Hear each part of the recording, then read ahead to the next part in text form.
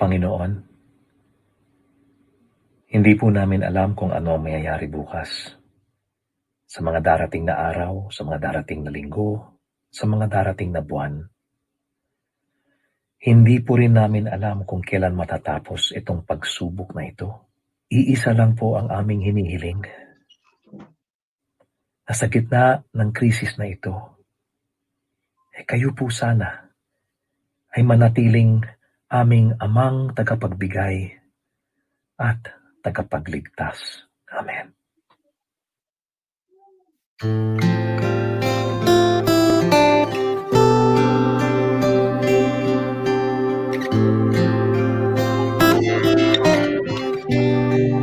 Kay daming tanong, walang sagot. Nasasaktan, di alam ang dahilan. May nakapipinging pulong, natatakot. Di maintindihan, nagsugat ang puso at isipan. Manalig ng hindi malikaw sa dilim. May sasagot sa dalangin. Huwag kang matakot, huwag mabala. Kung bumuhos ang ulan, anumang pagsubok may dahilan. Minsan walang kasagutan. Sa gitna ng unos, pangako niya'y di ka iiwanan. Iyang ngunit na kaniyang napatunayan.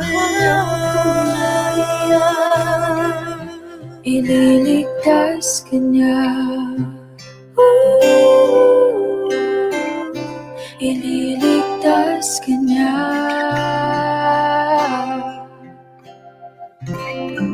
Minsan nawawalan ng loob, susuko na.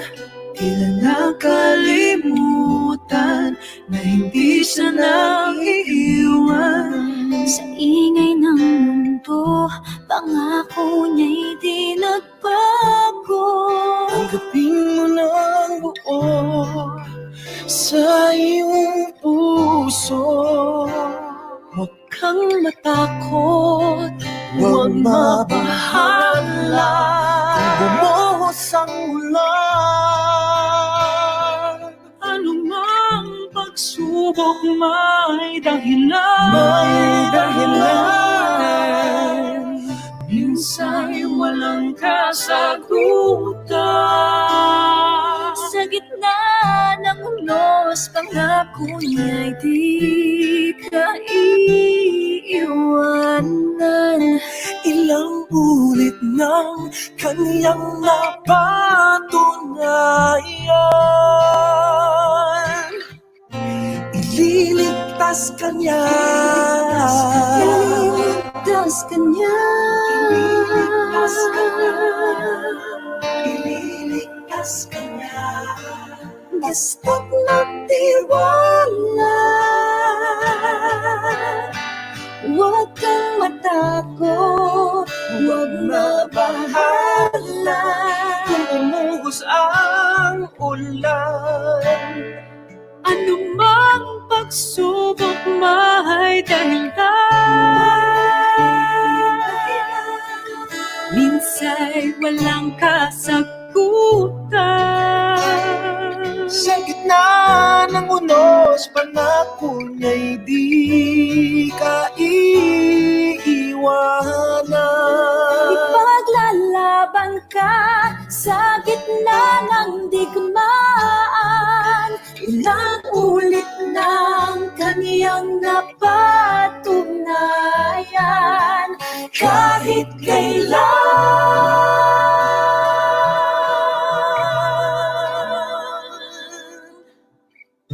ililigtas ka niya. Ililigtas ililigtas ka niya. Ililigtas ka niya.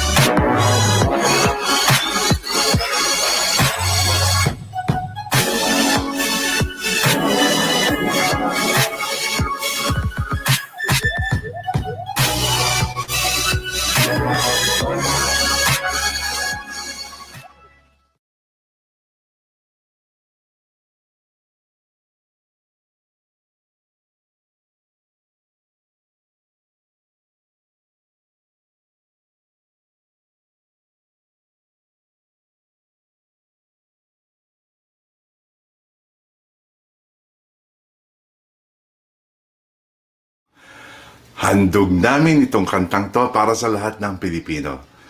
Tayo na po't magkais at magtulungan para malagpasan po natin ang pagsubok na ito. Stay home. Tara, sabay-sabay nating awitin.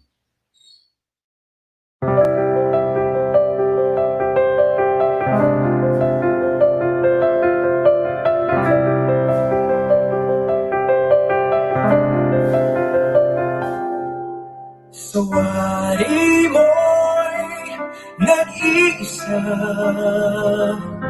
Lahat kanya-kanya, ngunit di man nagsasama. Kaya pang magkaisa. Isa sa pag-iingat, isa sa ating dasal, laging nagpapatunay na tayo'y makatao pa. Together we are being called to make a future world. The test we face is for us to prove that we can heal as one. We heal as one with kindness. We heal as one. We serve, we share, we show compassion. We heal as one. Sawari mo'y nag-iisa. But when we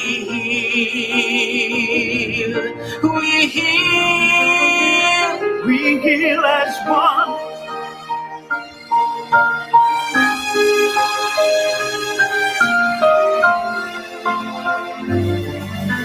Isa sa pag-iingat, isa sa ating dasal, Lahing nagpapatunay na tayo'y makatao pa. Together we are being called to make a future world. Test we face is for us to prove That we can heal as one. is when we heal as one. We heal as one with kindness. We heal as one. We serve, we share, we show compassion. We heal as one. Sawari mo'y nag-iisa. But when we heal, we heal, we heal as one. With kindness, we heal as one. We serve, we share, we show compassion. We heal as one. Sawari mo'y nag-iisa. But when we heal, we heal. Yes, we will heal. We heal. Yes, we can heal. We heal. We heal as one. We heal as one.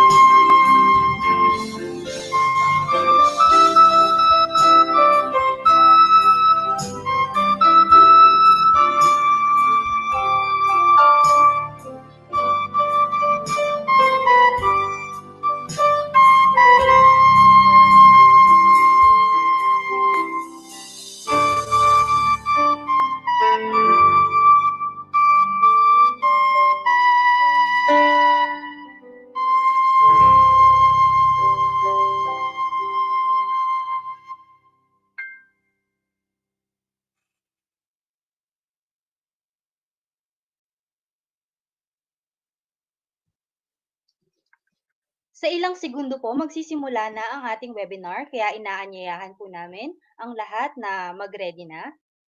Inuulit ko po, sa ilang minuto lang po magsisimula na po ang ating webinar kaya inaanyayahan ng lahat na mag-ready na.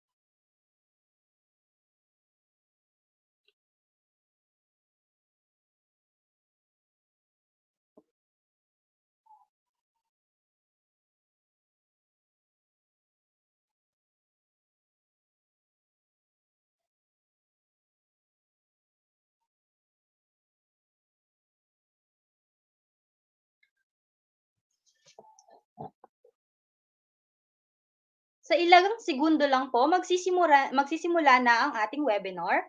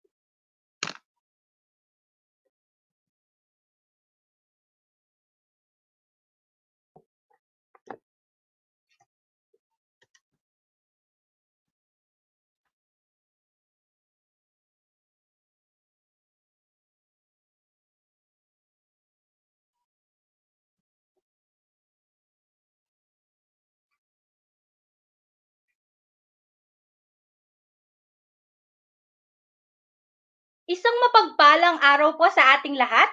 Welcome po sa first part of our webinar na may pamagat na Webinar Use of Information and Communication Technology Part 1D. I'm Angela Lu R. Perez, Teacher 2 of San Roque Dahu High School, your moderator for today. Kasama ko po ang mga key personnel na aantabay sa pagbo-broadcast ng live streaming na ito.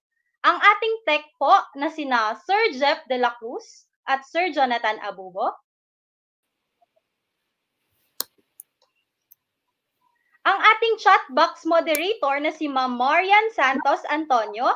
By the way, kung may tanong po kayo sa mga magiging speaker po natin, pwede nyo pong i-comment dun sa live comment dun sa live streaming po natin para ma-record po ni Ma'am Marian o kaya masagot po niya yung mga katanungan ninyo.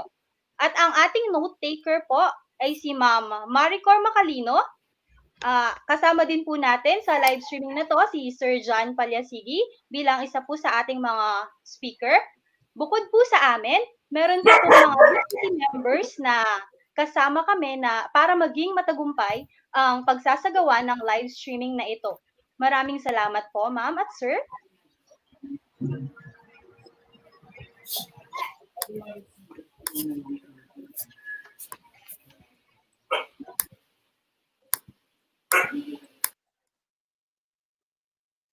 Kasama din po pala namin si Ma'am Christine bilang aantabay din po sa amin para sa webinar na ito.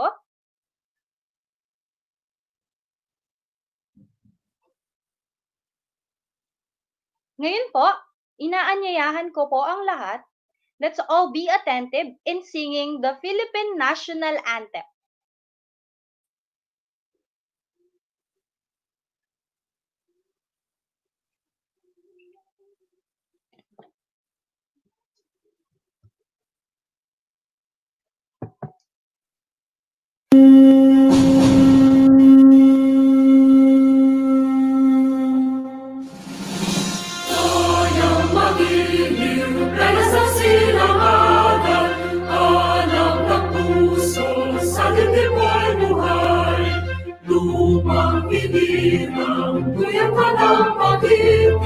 Sa manlulupi, di ka pasisinig sa dagat at puno, sa simot at sa langit mo mahal.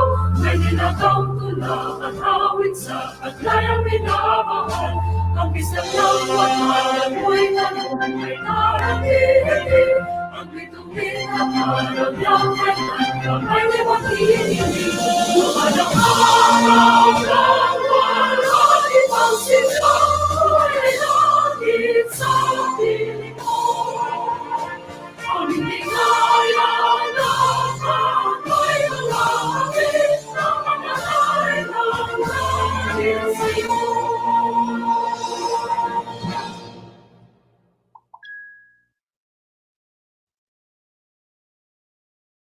Ngayon po,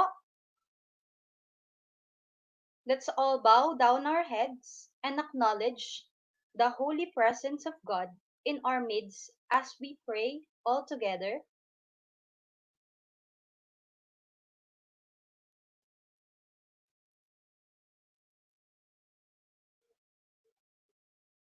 Let us put ourselves in the presence of the Lord. Dear Father, we thank you for everyone gathered here now. Thank you that you know each of us by name and have caused us to walk with you. We say that we are dependent on you and our trust is in you completely. As we surrender ourselves in adoration, we welcome you among us today and celebrate the gift of life that you have lavished upon each of us.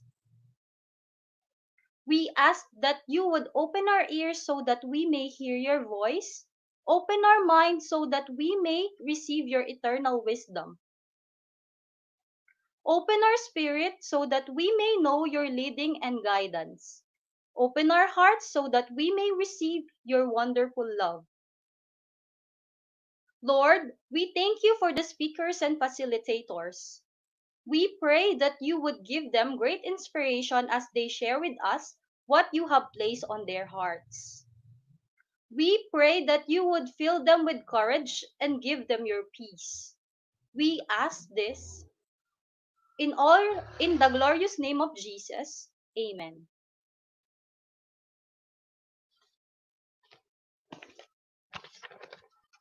Okay po.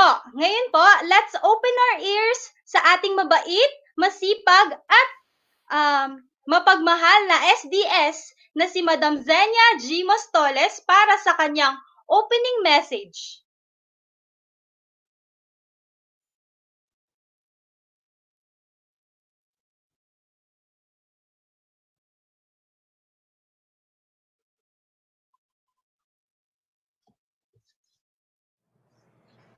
Hello, Pampanga.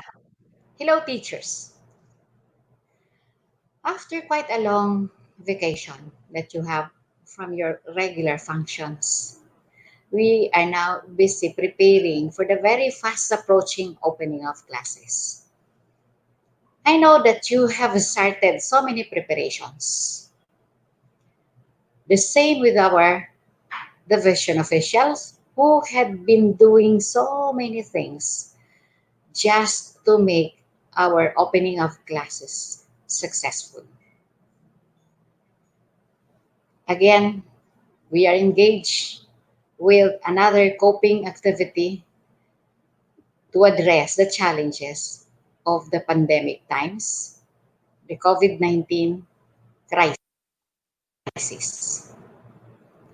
You are in this training because this is just among those preparations that we are doing. Your passion to the teaching profession makes our load lighter during this crisis. Thank you for the inspiration that you continue giving to our learners. Dakal pong salamat. Salamat po, Ma'am Mostoles, sa inyong makabuluhan at inspirational na mensahe. Ngayon po, dadako na po tayo sa ating mga topics. Ang objective po ng seminar nito is to prepare our personnel in transitioning to the new normal in education system brought about by the current health crisis through upskilling of information and communication technology skills. Pumunta po tayo sa matrix ng ating seminar ngayon. Ang seminar po natin ay mag-uumpisa ng 9 a.m. at matatapos ng 12 o'clock noon. At ang ginagawa po natin ngayon sa kasalukuyan, 9 o'clock to 9:20 ang preliminaries. Susundan po siya ng topic ni Ma'am Arceli S. Lopez, ang New Normal in Educational System. At pagkatapos po ni Ma'am Arceli ay si Ma'am Celia R. Lacanlale ang magsasalita sa topic na Responsible Use of Social Media. Pagkatapos po, susundan siya ni Sir John B. Palyasigi para sa ICT Competency Framework. Magkakaroon po tayo ng 5 minutong break. Pagkatapos, ang pinakahuling topic po natin is sharing and uploading of resources using Google Drive na ibibigay naman po sa atin ni Ma'am Brenda Lynn D. Liwanag. Ang magbibigay naman po ng end program evaluation natin ay si Sir Robin D. Perez, EPS2. Yan po ang magiging activity natin para sa buong araw na ito, 9 o'clock hanggang 12 noon. Pumunta na po tayo sa ating first speaker. Our first topic will be New Normal in Educational System na ipapacilitate po sa atin ni S. Godji, Ma'am Arceli S. Lopez, PhD. Sige po.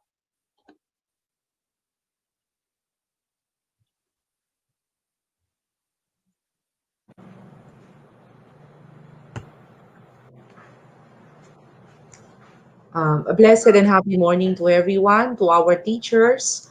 Welcome to our new normal of orientation, of training, and capacity building for our teachers. So this is the new normal way of training you. And so this is one way of upskilling you, preparing you for the coming school year, particularly the mode of deliveries for this school year 2020 to 2021 will be a different school year for all of you.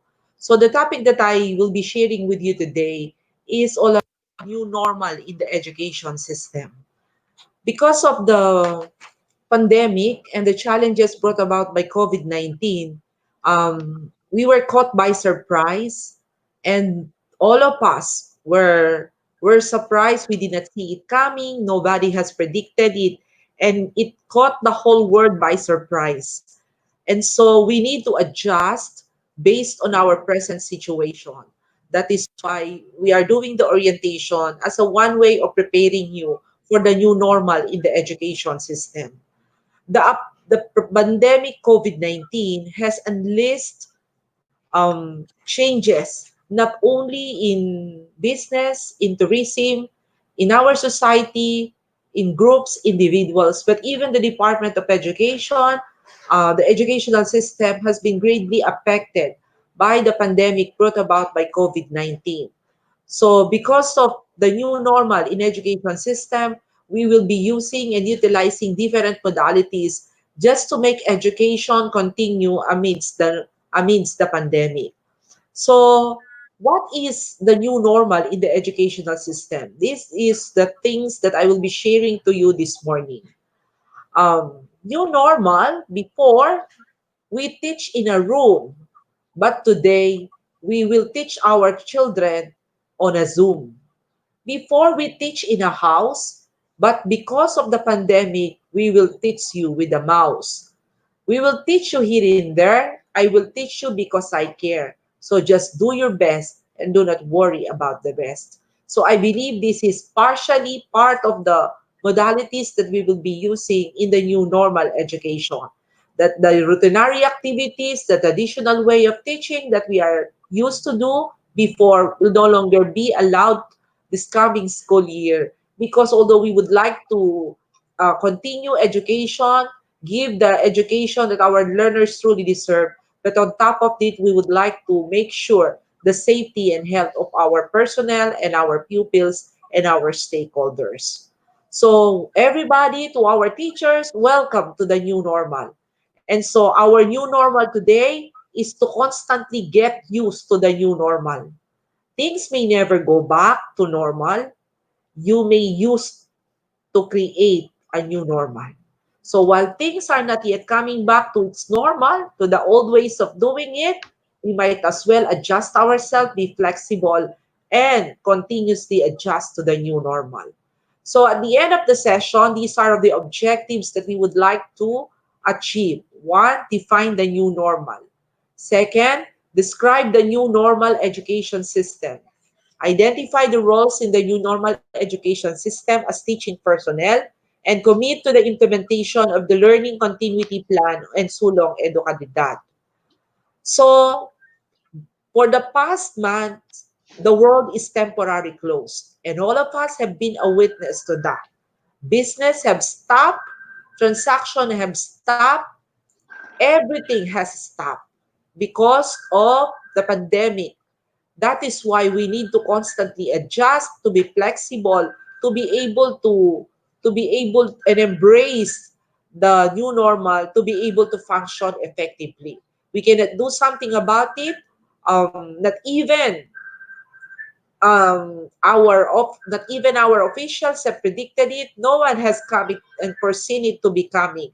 That is why all of a sudden our world has stopped and the world has stopped. So, based on the things that we are experiencing right now, we can tell that the world is sick. That the world is sick. And so we must do our share to protect our world from the virus. They would always say that the coronavirus cannot walk, it cannot move from one place to another. It is us, human being, who is moving, transferring the virus from one place to another. So we can do our share to protect our world from the virus if we become responsible people that if possible, we minimize our travel. If not necessary, we should be responsible enough. We stay at home in order to have our share to protect our world from the virus. Remember, let us always remember that the virus has no feet, the virus cannot walk, the virus cannot travel. It is us human being who travel. Therefore, if we limit our travel, we limit the spread of the virus. And that way, we do our share in protecting the world from the virus. According to Charles, we sense that the normal isn't coming back. Particularly, there has been no vaccine yet that was discovered to kill the virus. That is why normal isn't coming back. That we are being born in a new normal society, a new kind of society, a new relationship to the earth, a new experience of human being. That is why our role today is to constantly adjust to the new normal. We may not go back to the old ones, but we should be embracing the new normal. And our challenge is we can function effectively despite the new normal situation that we have. There was a House bill that was passed, and the House bill was 6623, New Normal for the Workplace and Public Spaces Act of 2020. The bill has prepared and educate the Filipino public after the lifting of COVID-19 restriction and to adapt to the new norms of physical distancing. It institutionalizes a new way of life after the enhanced community quarantine and serves as a guide to the public. So that House bill, in order to lessen, decrease the spread of virus, has made restriction and that we adopt physical distancing in our institution. And this should be practiced, become a habit, a way of life. And this will become now a way of life. Physical distancing, wearing of masks, um, will be now a part of our everyday life. So the approval of the House bill shall allow for the implementation of the various mechanisms to further protect the Filipinos while ensuring the restoration of livelihood opportunities and sources of income for all. So although we would like to restore livelihood for our people, we would like to restore our sources of income for our people. But on top of this, our still priority, the priority based on the House bill is of course the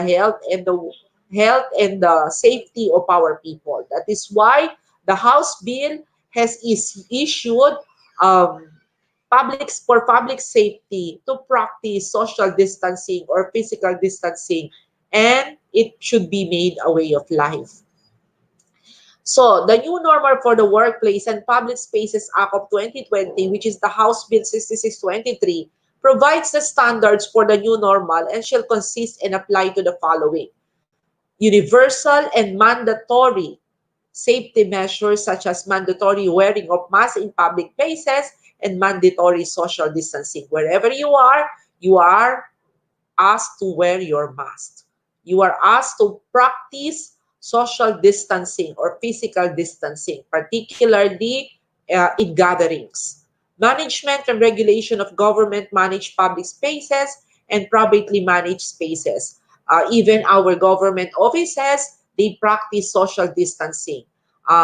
They practice inside that there would only be they will be limiting the number of person inside a particular office, and even there are limited number of people inside the offices, they are still practicing physical distancing and wearing of masks.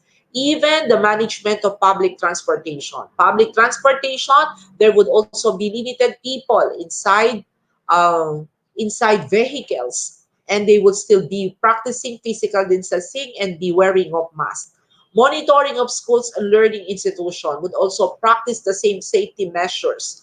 Monitoring of private, commercial, and industrial workplaces. All of these things would be a way of life in all our transaction, in all our offices, whether public or private, that we wear masks and we practice social and physical distancing. So, what is the workplace specific protocols? That schools shall integrate online classes in their curriculum, provide staggered school days and small class sizes when on site classes resume, as well as provide daily temperature check and weekly checks for their students and staff, among others. So, the opening of classes will start on August 24. But according to our president and our DepEd secretary, that until a vaccine will be discovered, there would be no physical reporting to classes. Therefore, um, face-to-face classes will not be allowed until such a time that the vaccine will be discovered. So what do we have now? So we will be implementing different modalities just to see to it that education will continue amidst the challenges of pandemic. But of course, we have to see to it on top of it that our people are safe and our people are protected and they are healthy. So there would be online classes using modular in the delivery of instruction. And when they would be allowed to have that face-to-face classes, we will have smaller class sizes and we provide staggered class basis. But we sure that there would be what? Physical checkup, weekly checkup, and daily temperature check for our learners and for our teachers. That way, we could be able to what? We could be able to identify and lessen the spread of virus. And one way of seeing to it that our people are safety and our people are healthy and protected. Public sector offices and agencies shall establish e-government system which should facilitate transaction through online channels or contactless mechanism. So if you have noticed, if you are conducting transaction with public offices, they do their transaction online. Yeah? Sabi natin, all white-collar job offices, they have done their work for the past few months working from home. So included in this modality of work are our government offices. The mechanism that they use is online. They establish online portals to submit to their website the needed documents just to avoid the face-to-face visit to government offices. How about our non-teaching personnel in the new normal education? Our non-teaching personnel consists of our ADAS, consists of our uh, school heads. What do we have? We establish e-government system of online process taking into consideration of the citizens charter. So they were asked to craft e-citizens charter wherein they will be doing their transaction online and make pertinent forms available in the website, in pages, and portals. Provide online technical assistance. Provide support to schools and learning centers in the implementation of the learning continuity plan. So this is the role of our non-teaching personnel in the new normal education, that they establish online processes and all available documents needed will be put on the website, on pages and portals. And should in case some assistance will be asked by our people in the field, technical assistance will be provided online. And of course, they need to support the implementation of our learning continuity plan in order for us to deliver the quality education that our learners truly deserve despite and amidst the challenges of the pandemic COVID-19. This is the official statement from our DepEd Secretary on the opening of classes. It will be recalled that during the height of Marawi uprising, our call was education must continue. So in the midst of the coronavirus crisis, still the same call was given by our DepEd Secretary that education must continue whether face-to-face or virtual or without physically going to school. But on the latest pronouncement that until a vaccine will be discovered, there will be no face-to-face classes. Everything will be done online using distance learning, different modalities, but no face-to-face interaction. What we assure are our learners, parents, and teachers, and the general public in that any decision we will make for the continuation of learning will have their health, safety, and well-being as the primary consideration. Although we would like to deliver the quality education that our learners truly deserve, we would like to make education continue amidst the challenges of COVID-19, but seeing to it, on top of it, that our learners, our people, our teachers, our parents are healthy, are protected, and their well-being will be the primary consideration of our agency. So this is the new world of learning. This is the new method of transmitting knowledge. And so more and more, we need the support of families, we need the support of the communities, and we need the support of all who advocate education, particularly in the media. So today, the African proverb is very much applicable, that it takes an entire village to educate the child. It takes a home, it takes a community, it takes a school. All of these will pull their efforts together in informing and forming the minds of our young. It's a collaborative effort, a shared responsibility of all stakeholders, because there will be the schooling of our children will be precisely be done at home. The parents should be there. The parents should be there most of the time, guiding the learnings of their pupils. But of course, in coordination with our stakeholders, partnership with our stakeholders to provide and support the continuation of education, our LGUs, our non-government organization, for the support that they can be giving to our schools in order for education to continue. Likewise, our teachers and our school heads in the Department of Education will still be there providing the needed support for education to continue. So it's not only a one-man show in the school, it's a collaboration of all the people, of our stakeholders in the school. Eh? There should be a collaborative, the sharing of responsibility and accountability of all stakeholders. If we want our education to continue, education is everyone's concern. Therefore, everyone must put their efforts together, pull their resources together to make this education happen and continue amidst the challenges of COVID-19. So there is now a change of landscape in the education in our country because of the pandemic. So when we say a change of education, new education landscape in the country, which means that the current things that we do prior to the pandemic will no longer be done today, or it may continue for quite a long period of time until such a vaccine will be discovered. So this is now the change of landscape in the education system. New forms of pedagogy and digital initiative. In the previous slide, before we teach our children in the house, but today we teach them through a mouse. Before, we are teaching them in a room, which is the classroom. Now they will be learning through a Zoom. So this is one of the many forms of pedagogy, online and digital initiatives that we'll be using with our learners. The new e-learning tools. That is why teachers are being trained.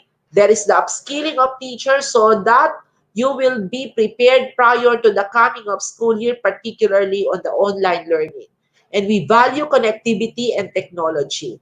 Um, in many days, starting the COVID-19, we really put premium on the use of connectivity and technology because it is the only way that we can communicate, we deliver services, and we make transactions. That is why today we really see the significance, the relevance, and the importance on the use of connectivity and technology.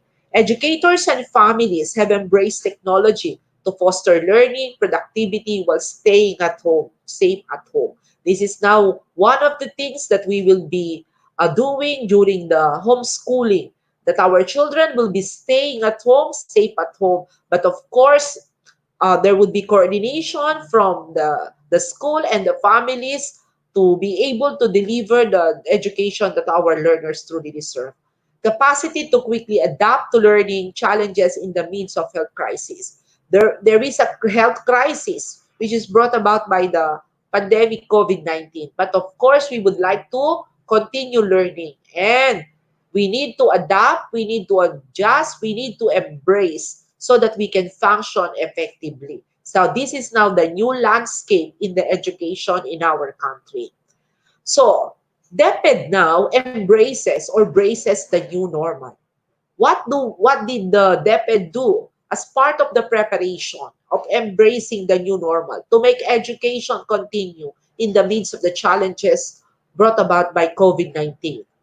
Learning continuity plan to ensure that education will continue during emergencies. So the DepEd Central Office has prepared the learning continuity plan, the regional office, the division office, and even schools were asked to prepare their learning continuity plan based on their unique context, based on their unique needs and unique situation. And this learning continuity plan was shared to the different stakeholders, to the parents, to the people in the community, to our LGUs, so that they would support the implementation of the learning continuity plan through the use of the different modalities. So they could see how they will fit in with the plan, how they could support the plan, how could they help in the implementation of the plan. So we could see that education will really continue in the time of emergencies. That is why in the previous days, we have seen many principals sharing, presenting their learning continuity plan with their stakeholders. This is one way of informing them, disseminating information, and likewise, this is one way of um, networking, building linkages, support for the implementation of the learning continuity plan. DepEd has to prepare to adjust to the changes in education environment to ensure learning will not be further disrupted. So, the learning continuity plan was a plan so that learning will continue and will not be disrupted. And we strengthen partnership with the parents and the guardian. The role of the parents in this new normal education of the learner is very, very crucial and very significant. If before, less time has been given to the education of their children because mostly everything has been entrusted to our teachers, but in this new normal education system, the parents are playing very crucial and significant role in the education of their learners. That is why part of the orientation in the school calendar of activities is orientation to our parents on the modalities, on how the education will run in this new normal, in this time of emergency, so that at the end, when their children are at their home, at their houses, they could do their job, they could do, if oriented, they know what to do and the support they can give to their children. DepEd offers a menu of alternative learning methods that includes online learning, offline methods, such as take-home reading and activities. So surveys were answered by our learners, by our parents, and by our teachers. From the survey, we will be able to identify what modalities the division of Pampanga will be adapting. So there will be TV instruction, there will be online learning, there will be learning through the use of modules or when we speak of distance, DepEd will be using distance learning. When we speak distance learning, it could be TV instruction plus module, it could be online learning plus module. So different modalities will be used. These are all stipulated and all are part of the learning continuity plan. That is why very crucial that the learning continuity plan has been shared, has been presented to our stakeholders, because the learning continuity plan will spell out all the activities that our school will be doing to carry out and continue education in times of emergencies. So this is how DepEd embraces or braces the new normal, because today the school year will be opening a different school year. And so since we will be opening a different kind of school year, we need to do the necessary preparation to ensure the successful delivery of instruction. And that is part of DepEd embracing the new normal. So adoption of online learning, we have mentioned that. Online learning involves a lot of preparation. And the materials already been prepared for online learning. Use of learning management system, where all learning materials will be loaded in the learning management system. There should be a system for assessment and open educational resources, because there are some resources that we can source out from outside. All of these things are part of DepEd embracing the new normal. So, what do we do amidst the challenges, amidst this crisis? It is very important to have an IQ.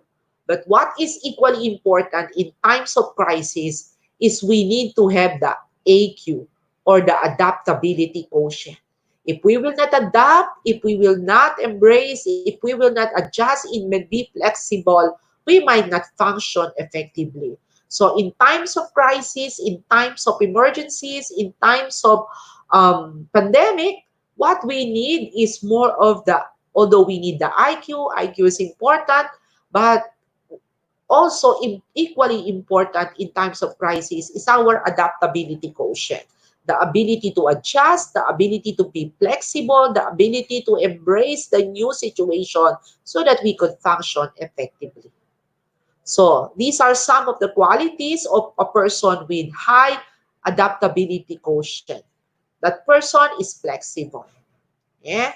Resilient. When we speak of resilient, the ability to bounce back after challenges, the ability to stand after challenges, after problems. We become proactive, open-minded. Nobody likes this pandemic. Nobody wanted it. But we might as well be flexible so that we can function effectively. And we become resourceful. We become risk taker. And these are some of the adaptability quotient that one needs to possess in order to survive crisis in life, particularly in times of pandemic. DepEd has given a unity statement, and and it says that we officials, personnel of the Department of Education, are one with the Filipino nation in the battle against COVID-19 pandemic. That from the central office down to the level of the schools, we are committed to give our time and render our skills for the greater good of our nation, for the national support to local government units, and for the country's brave frontliners. We will support the whole government efforts towards healing our nation. And we have seen that. So the purpose of all of these things is, of course, the pagsulong ng edukalidad to move forward together as we prepare for the education system of our future. So this is the unity of DepEd. So we develop a comprehensive learning continuity plan to address the challenges necessary to adjust in the curriculum, in the learning materials, in the support for teachers and parents. And we will be remaining steadfast in the delivery to the public only the truth and selfless service as we shun misinformation and division. So therefore, as part of the unity statement of DepEd, we deliver and continue to deliver the quality education through the comprehensive learning continuity plan. But of course, it will also be the responsibility, particularly of the people of DepEd, to only give the truthful information and selfless service so that we could help in the fight against COVID-19. So million-strong workforce of DepEd call on the nation to preserve the bayanihan spirit. So we have seen during this time of pandemic, the bayanihan spirit, the team spirit, the spirit of collaboration, the spirit of unity among the people of DepEd. And so part of the unity statement that we will not waver until all are healed, and we will not falter for the education of the millions of Filipino learners. So we need to be courageous, we need to be risk-taker. We need to be what? Steadfast to deliver the education to the millions of learners, particularly to our Kapampangan learners. As one nation, we shall overcome and heal as one. So it may rain for nights, but it will not last forever. This pandemic too will last. It will stay for a longer of time, but there will come a time through God's intervention, through our prayers, that will stop, it will end, and we will heal as one. Together, we can overcome this pandemic. Let us go over again to the mission statement of DepEd.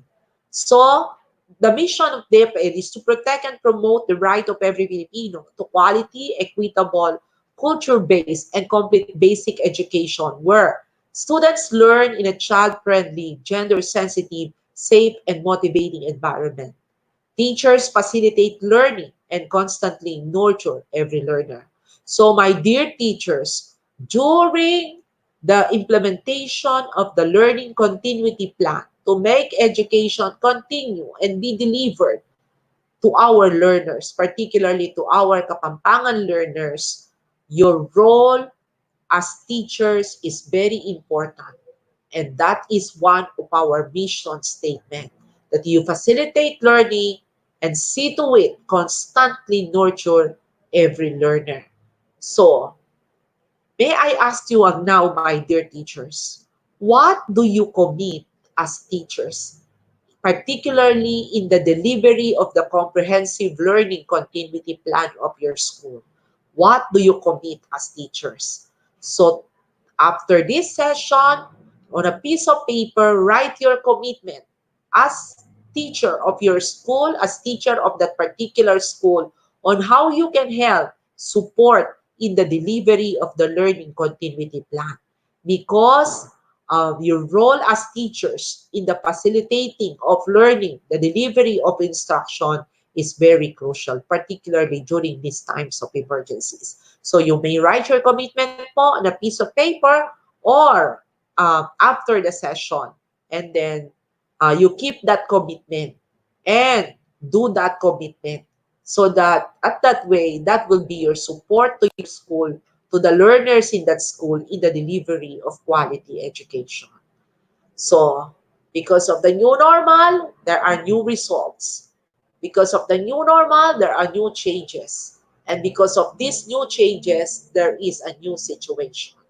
So what we do is the secret is to focus all our energy not on the fighting, not on the fighting the old, but on building the new one. We cannot do something about it. What we can do is to focus all our energy not on the fighting the COVID, but on building the new one. Embrace it. Be flexible. Be adaptable.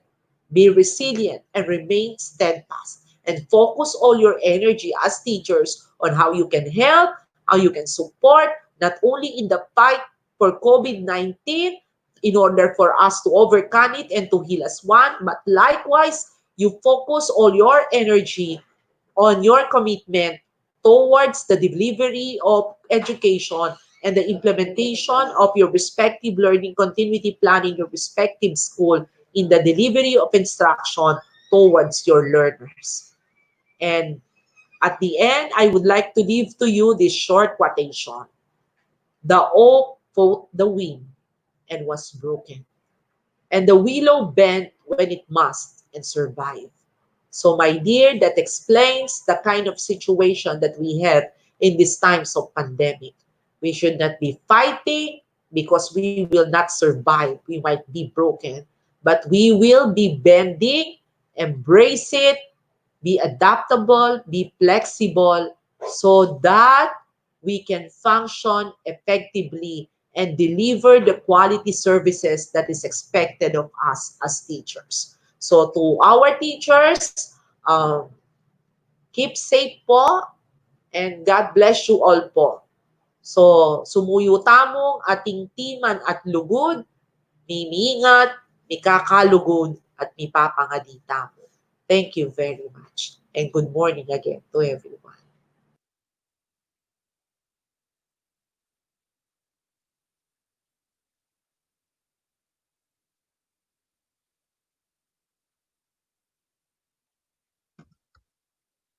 Palakpakan po natin siya. Meron po tayong mga virtual claps dyan. Bigyan po natin ng palakpak na virtual claps si Ma'am Arceli. Thank you po. Maraming salamat po, Ma'am Arceli. Tama po, kailangan na po nating i-accept ang new normal. Kailangan na po na nating i-embrace ang new normal. Kasama na po tayo sa mga tinatawag na frontliners, kaso tayo yung mga unseen heroes. Bago ko po ituloy sa susunod na topic po, reminders lang po, kaya po hindi po ko na-accept yung pag-join nyo dun sa group ng DCT officials kasi po may mga hindi po kayo nasagutan na questions doon. At please po, huwag niyong kalilimutang i-accept yung mga policies para po yun yung ma-join na po kayo sa group natin. Tapos po, gusto ko lang pong i-shout out ang mga nag-comment po natin. Tignan po natin yung ibang comment, ha? Shout out po kay Real Akiko Eagle. Sinabi niya po, thank you ma'am. Good morning po sa inyong lahat. Shout out po kay Sir Mark Daniel Calara Beltran, watching from Masantol High School.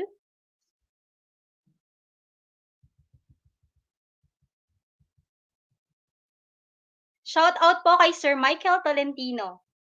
Kung gusto niyo pong maipakita yung mga names ninyo dun sa live comments dito, kailangan nyo pong i-accept muna yung StreamYard pag nag-comment po kayo.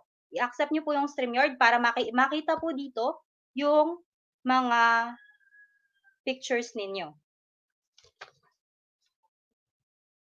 Okay po?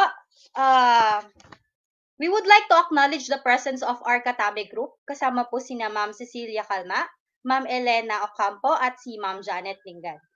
Ang susunod na topic po natin, let's proceed, is the responsible use of social media to facilitate us. Nandito po si Ma'am Celia R. Lacanlale, PhD, Chief Educational Supervisor, CID. Sige po.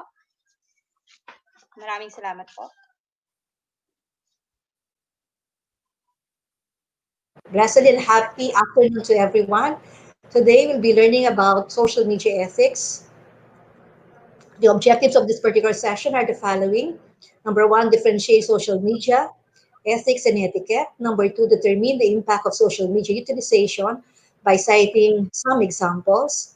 Identify existing principles, laws, policies on social media ethics. And number four, commit to responsible use of social media. Let us have an activity first, dear teachers. Number one, no, I'll be asking you to answer the following statements. Number one, the social media for networking, connecting with others. What are the most popular social media that you can utilize for networking and connecting with others? All right. The correct answers would be Facebook. If not Facebook, we have LinkedIn. Number two, social media for sharing frequent but brief updates. Yes, we will be utilizing Twitter or Tumblr. For number three, applications for photo sharing. Yes, we have the Instagram, the snapshots, and the Pinterest. For number four, social media where you share your visual lessons. Yes, you can utilize the YouTube or the Facebook as well. Now, for number five, the largest social media site in the world. Yes, correct answer is Facebook, no, with 2.6 billion users now. All right. Is really ethics important or necessary in the social media? So this afternoon, let us define the following terminology: social media, ethics, and etiquette. When we talk about social media, these are websites and computer programs that allow people to communicate and share information on the internet using a computer or cell phone. A while back, we had mentioned the different types of social media. We have for the social networking, the photo sharing, the video sharing, and also the microblogging. And then when we talk about ethics, this is a branch of philosophy which will deal about the concepts of what is good, bad, right, and wrong. In social media, the right ethic equals the right perspective and the right thinking on how we can leverage social media appropriately and how to engage people in the right manner. So there are standards to follow, no, for social media as well. Now, for etiquette, this is the code of behavior within the context of our society. In social media, the right etiquette equals acting the right way. Of course, there is a right way and the wrong way to use the social media as well. All right. There are also main principles of social media ethics and etiquette. We have authenticity, transparency, and communication. People will respond to us positively if we are open and honest in our engagement, no, or in our dealing with them. The same is true with the social media. We tell them who we are, no, our affiliations, and we are also sincere or truthful, no, in the ways we deal with them. And then also transparency. Having hidden agendas will only count against us. So we have to be open and truthful as well in our engagements with our clients, with our learners, and with the people that follow us. And communication, getting to know people as people and letting them get to know you. Social media is like a window, my dear teachers. It's up to you how wider the window is in letting people also view you as a person, including your personal and professional life. For me, there are limitations in letting people know us, particularly our personal life as well. There are advantages and disadvantages, no, of social media utilization. And I think these are very self-explanatory. Advantages will be for connectivity, just like the Facebook, and also at times we make use of the LinkedIn, information and updating for greater awareness of people regarding our learning modalities, for example, promotion and marketing of particular products. We also look into different information in relation to our education via the internet, for entertainment purposes, and again, social media will help the government and agencies fight crime as well. I still remember my sister would be telling me about how stricter, the internet is, in California. Doon, because they have security codes. If you fail to encode your security number, mabilis po sa Las Cuadras within 5 minutes, nandyan na. Yung mga pulis po, sa California as well. Again, sabi po natin, it's very important that we make use of the social media properly. And also there are disadvantages. No? Sometimes other people will make use of this for cyberbullying, for hacking, for fraud and scams, manipulation of news and information. Like for example, the fake news that we receive from other people, no, and those news are not coming from verifiable sources as well. And sometimes what we also read in the different social media platforms may affect, our mental and physical well-being. This may cause anxiety, insecurity, depression, obesity, and lack of sleep as well. Because if we have to look at the social media utilization of the Filipino people, Philippine experience, we can say that last year, the average will be 9 hours and 28 or 29 minutes only. But for this year, for 2020, people in our country, they will be spending around 10 hours and 2 minutes per day. And I think this is the highest all over the world. And so sabi natin, tayo po bilang mga guro, we should limit the utilization of the social media because of the harmful effects it may bring us, not only to us, but also to our learners and also to our children in the family. Okay, these are some of the current news of or current events that we can at least dwell on the misuse of the social media. Number one, there is this particular teacher who got arrested because of posting on the Twitter to kill Duterte and offering around 50 million pesos. And I think that this is very unbecoming of a professional, sharing tweets, sharing information to kill the president, and inciting rebellion as well. So ito po, si Ronald Mas crying when he got arrested by the NBI. Another po, DLSU drops part-time teacher after a Facebook post about sexual violence. Whatever post po we share in the social media can also leave trails about us. So, my dear teachers, please refrain from sharing unwanted, not so good images about us because we might be arrested, we might be trapped from the roles of being public teachers. All right, another one po would be spreading fake news on coronavirus will also make us be imprisoned according to this particular report of the PNP. Okay. Next po, there are of course safety nets. Why we need also to be truthful, transparent, and to act accordingly in the utilization of the social media.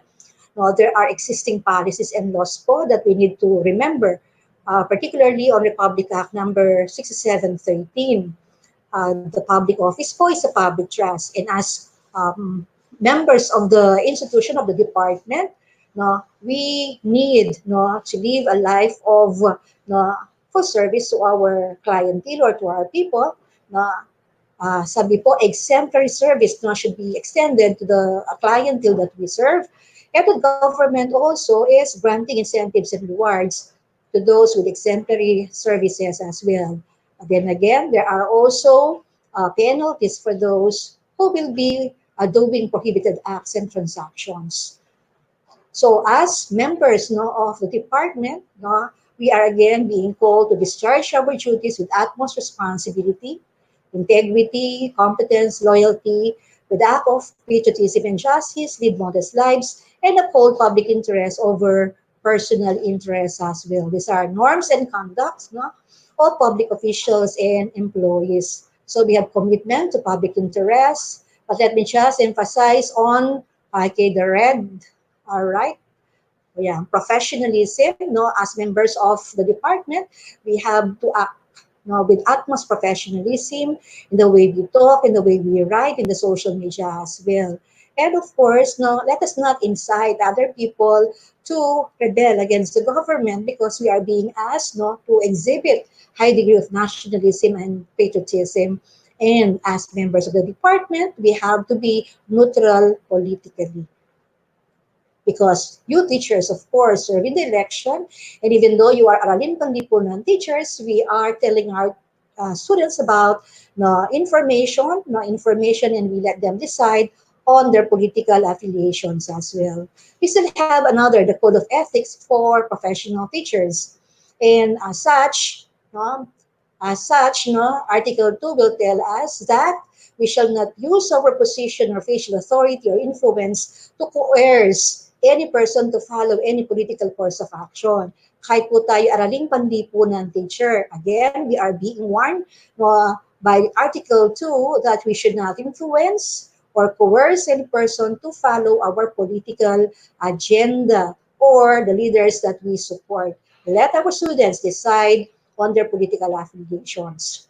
Yung second po dito, yung Article 3, the teacher and the community, sabi po dyan, as teachers, we shall maintain harmonious and pleasant personal and official relations with our professionals, with government officials, and with the people individually or collectively. What is the meaning of this? Sometimes we might have negative experiences in the department, but I think the social media is not the correct forum to air our angst and sentiments against our principal, against also our officials in the department. We can probably dialogue with them, we can talk with them, we can write them, but never post anything regarding our sentiments in the social media. Lalo na po ngayong panahon na may COVID, no po, mag-ingat po tayo sa pagpo-post. It does not pressure, it does not create stressors, no, or create more stress, no, against people. And we have also Article 6, the teacher and high authorities in the professions. So again, kamukha po kanina yung teacher po, si Sir Ronel, no, of Masinloc, Zambales. Teacher shall not make any false accusations or charges against superiors, no, especially no, when you are writing it as if no, you are anonymous. No? Kami naman po in the department, we are acting no, on the different complaints, no, be it signed, okay, or be it anonymous as well. Pero of course, no, if there are valid charges, okay, we should present our evidences under oath.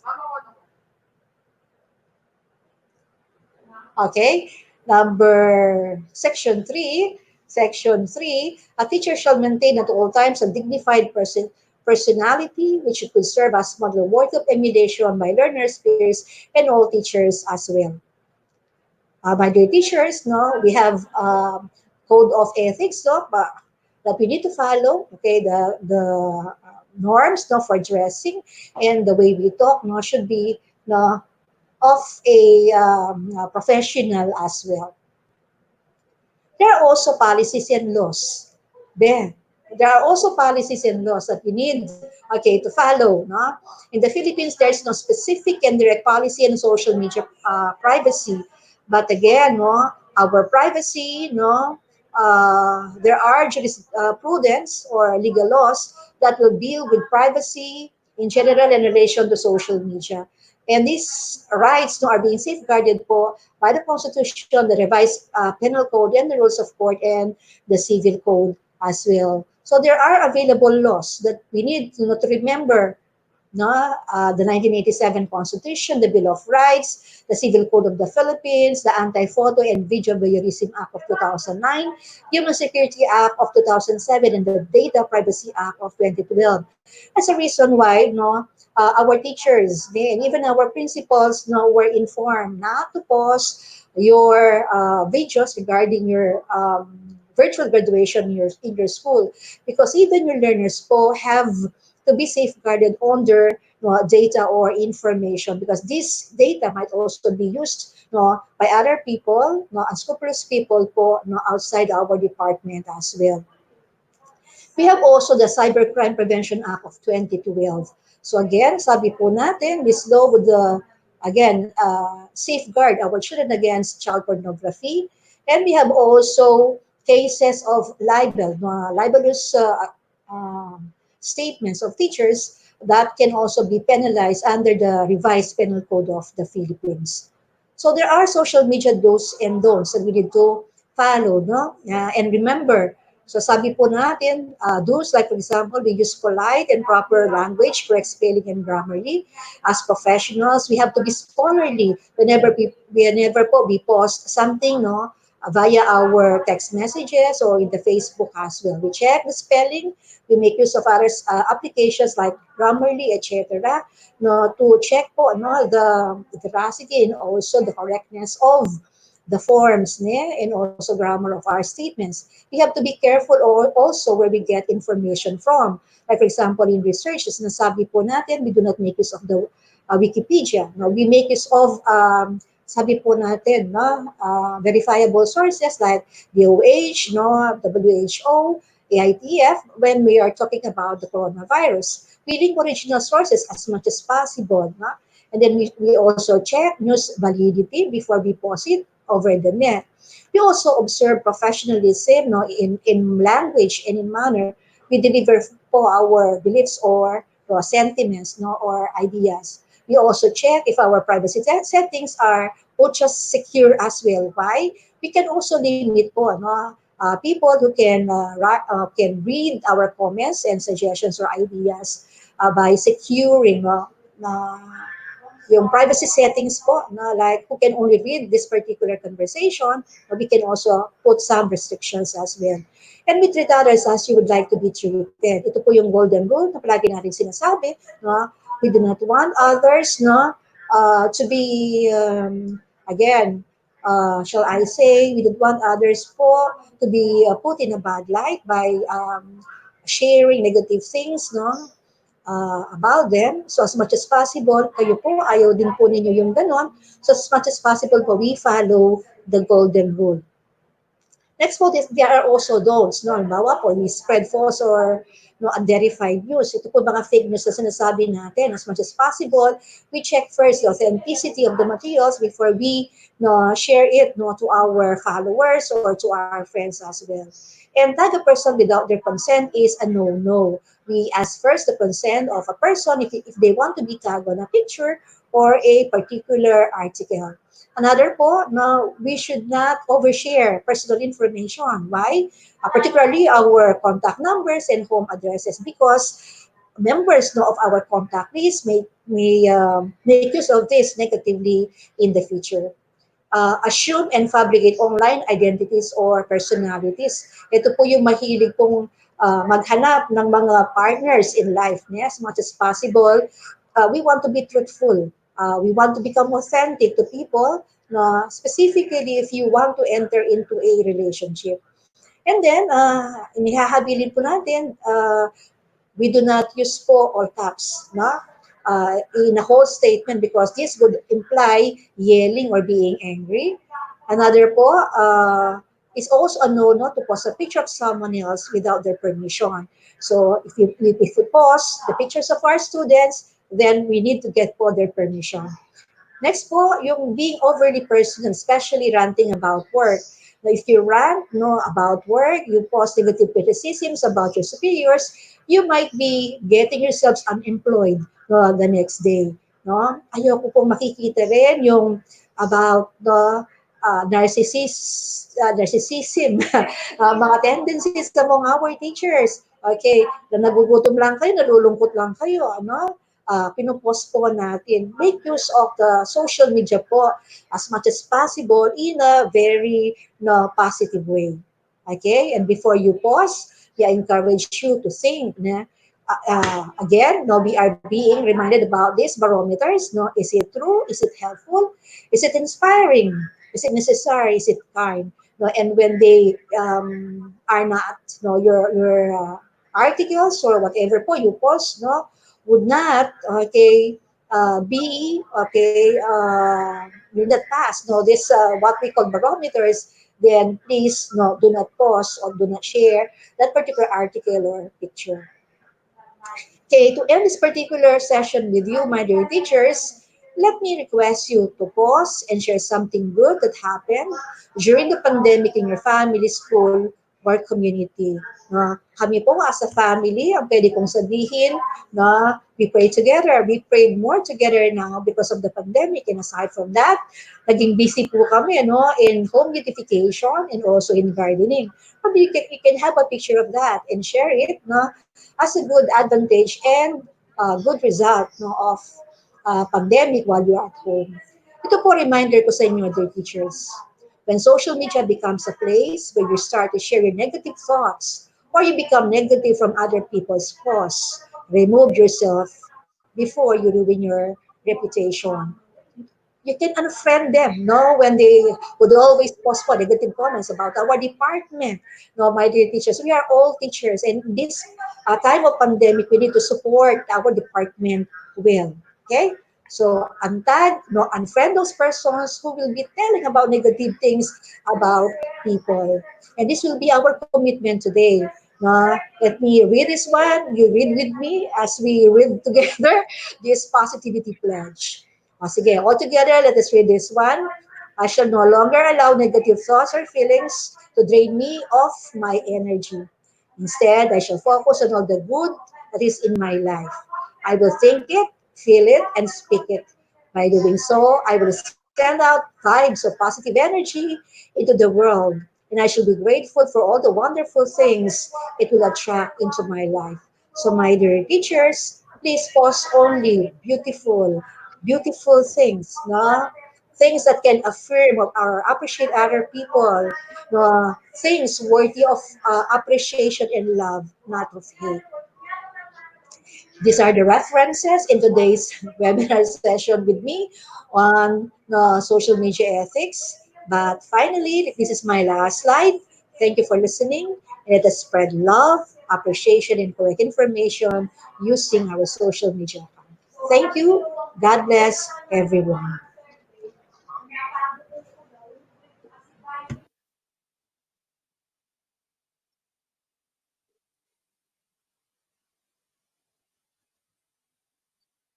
Blessed and happy afternoon to everyone. Today we'll be learning about social media. Okay, maraming salamat po, Ma'am Sel. Ayan, nalaman naman natin, alam naman natin na kailangan nating mag-ingat sa mga pinopost o kaya sinishare natin sa social media. Kasi alam natin na ang social media pwedeng makabuo at makasira ng pagkatao ng isang tao. At laging tatandaan yung hashtag ng GMA, think before you click. Bago po tayo magpatuloy, magkakaroon po tayo ng 5 minutong break. Kung gusto niyo pong gumawa ng kape para dun sa hindi nag-almusal, pwede po kayong gumawa. Kung gusto niyo magmerienda, magtimpla ng juice, sige po. At kung gusto niyo mag-CR, pwede din po. Pwede niyo pong gamitin yon sa 5 minutes break po natin. Habang nagbe-break po, tinitignan ko po yung comment. Nagsha-shoutout po ako dun sa mga nag-comment na may pangalan po ha.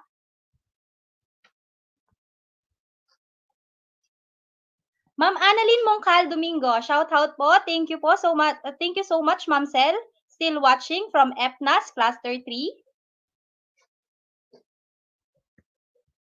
Ma'am Diana De Dios, shout out po sa kanya.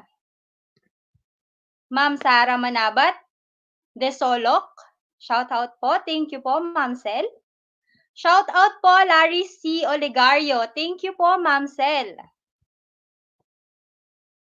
Shout out po kay Ray Ryan De Los Santos. Thank you po, Ma'am Sel. Mabuhay ang DepEd Pampanga. Shout out po kay Ma'am Nanette Samson. Thank you very much, Ma'am Arceli Lacanlale. Shout out po kay Ma'am Riza. Ma'am Rose Ann Lorenzo Siang, still watching from San Vicente National High School. Sige po, reminders lang po.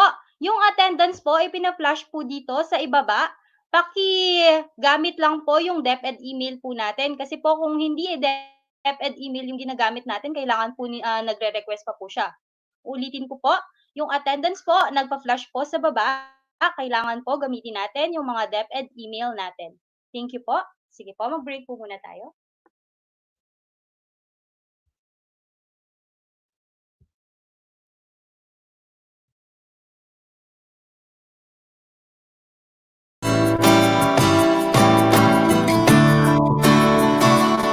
Kay tagal kong sinusuyo ng buong mundo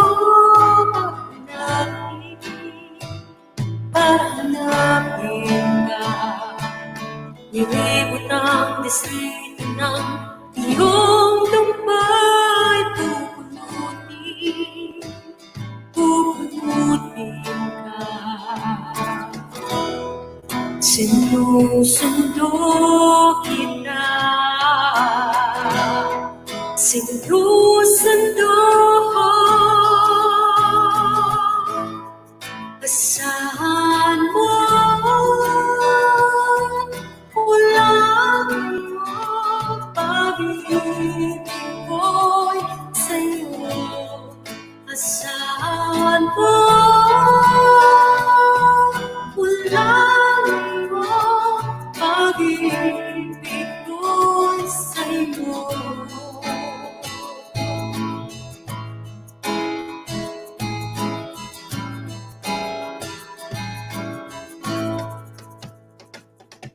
Sabi mo sa akin ang pangarap mo, di ko alam ang ibigay. Isuko ang kaba, tuluyan ng bumitaw, ika'y manalig ka. Sinusundo kita. Sinusundo ko. Asahan mo walang pag-ibig ko'y sa'yo. Asahan mo walang pag-ibig ko'y sa'yo. Asahan mo walang pag-ibig ko'y sa'yo. Asahan mo walang pag-ibig ko'y sa'yo. Asahan mo suyo ng buong mundo, maghihintay sa iyong sundo. Asahan mo suyo ng buong mundo, maghihintay sa iyong sundo. Asahan mo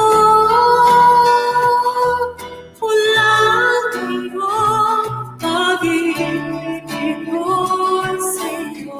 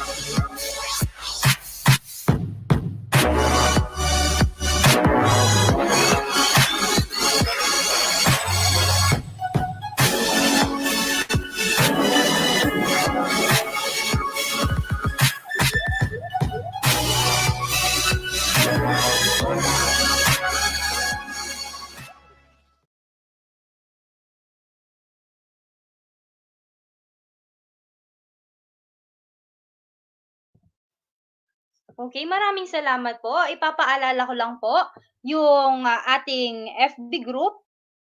Auto-accept po siya kung masasagutan po ninyo lahat ng mga questions. Ulitin ko po, yung Facebook group po natin, auto-accept po siya o auto-join po siya kung, masasagot niyo po lahat ng question at maki-click niyo po yung I accept. Balikan po natin yung ibang mga comments. Ma'am Lay Tayag, virtual clap para sa speaker. Thank you for the insight ideas that you shared. God bless po. Shout out po kay Ma'am Alma Bautista Garcia, still watching from San Roque Dau Elementary School, Lubao North District. Shout out po kay Ma'am Rona Morga. Good morning po, watching from Santo Tomas Elementary School sa Smuan, Pampanga. Shout out din po sa mga teachers na nanonood sa San Roque Dau High School at sa gwapong principal namin na si Sir Noel Bacani. Okay po. Para sa ating susunod na speaker, ihanda na po natin yung mga virtual clap po natin para sa kanya. Ang kanyang topic is ICT Competency Framework. Bibigay ko na po ang stage para kay Sir John Paul B. Palyasigi, ang ITO1 ng Division of Pampanga.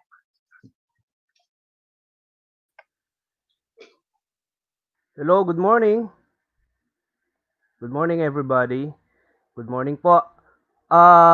Reminders lang po, no? We are now live via Facebook group and then live po tayo via YouTube. Pwede nyo pong i-search sa YouTube yung Pampanga DCT, no? Live po tayo doon. So, right now, magbibigay shoutout din ako sa mga nagko-comment. Blessed morning po from Ma'am Charis Buwan David. Ayan, watching po from Planas High School. Ayan. Good morning, good morning, good morning. From Apalit to Santo Tomas. Ayan, yung mga viewers po natin, good morning po sa inyo. Okay? So, my topic for today is about the ICT Competency Framework for Teachers. Okay, so, addressing the needs of the new normal. Ayan. One of the questions na palagi po sigurong pumapasok sa isip natin is, how are we preparing ourselves for the new normal? No? Isa po yun sa mga usually na tinatanong natin. Are we ready for the new normal? Ayan. Medyo alanganin pa po tayo, no? When it comes to the modalities, ano po ba yung modalities na i-implement natin sa darating na pasukan, no? Meron po tayong iba't ibang modalities, kamukha po ng modular learning, no? Meron po tayong TV at meron po tayong online. Ayan.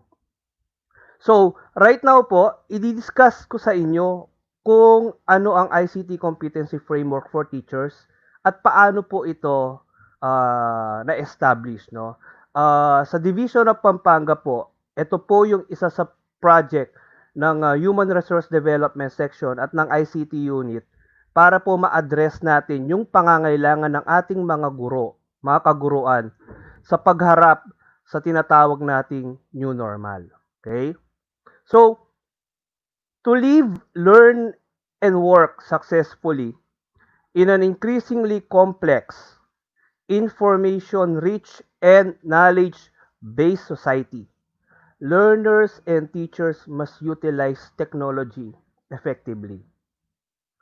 One of the most common misconception of people basically po is kapag nakakagamit ka ng technology, ikaw ay isang IT literate. But then again, there are different technologies available. Ano po? Yung iba naman, ang kanilang usual statement or yung kanilang usual na dahilan is that we are too old to learn technology. But then again, makikita mo meron siyang Facebook account. At masusurprise ka pa, minsan, meron din siyang Instagram account, no? So, whether we like it or not, we actually are using the technologies that are available to us now. Ano po? Although we consider ourselves as technology migrants, we are considered technology migrants. Bakit? Kasi po, we were born without the technology. And nung dumating yung technology, we are now migrating to the technology. That is the difference among our learners. Yung learners po natin, sila yung tinatawag nating mga technology natives because ipinanganak sila na nandun na yung technology. Kumbaga, meron po silang innate characteristics na they can adapt easily to the technology because it is already there. Whereas tayo po, we need to learn the technology because during our younger years, wala pa po yung technology. So it's a very big challenge for us in the division. How can we transform our teachers into 21st century educators? Okay. Now, the ICT competency framework of the division of Pampanga was actually anchored towards two frameworks. Ito po yung four pillars of ICT in education which was introduced in 2016 and the UNESCO ICT standards for teachers which is the standards. Ano po? Ito po yung standard pagdating sa ICT. Not only in the Philippines but in the whole world. I heard Ma'am Secretary, no, si Nanay Liling talking about the framework. Ano po? UNESCO actually was about to craft a framework for the Philippines, but then again they saw that the education system of the Philippines actually has an ICT framework. Ito po yung tinatawag nating Digital Rise Program, which emanated also from the four pillars of ICT in education. Now, what is the four or what are the four pillars of ICT pagdating po sa edukasyon? Ito po sila. Number one, po, the first one is enhanced teaching and learning. Okay. Under this first pillar, you may see curriculum reform, professional development, learning resource development. Right now, what we are doing is we are enhancing the teaching and learning through different series of webinars. So we are actually developing our personnel. We are upskilling you, our teachers, with the needed technology so that you can adapt to the new normal. The second one is improve technology infrastructure. This includes school computerization, internet connectivity for schools, and improve and secure office network. Okay?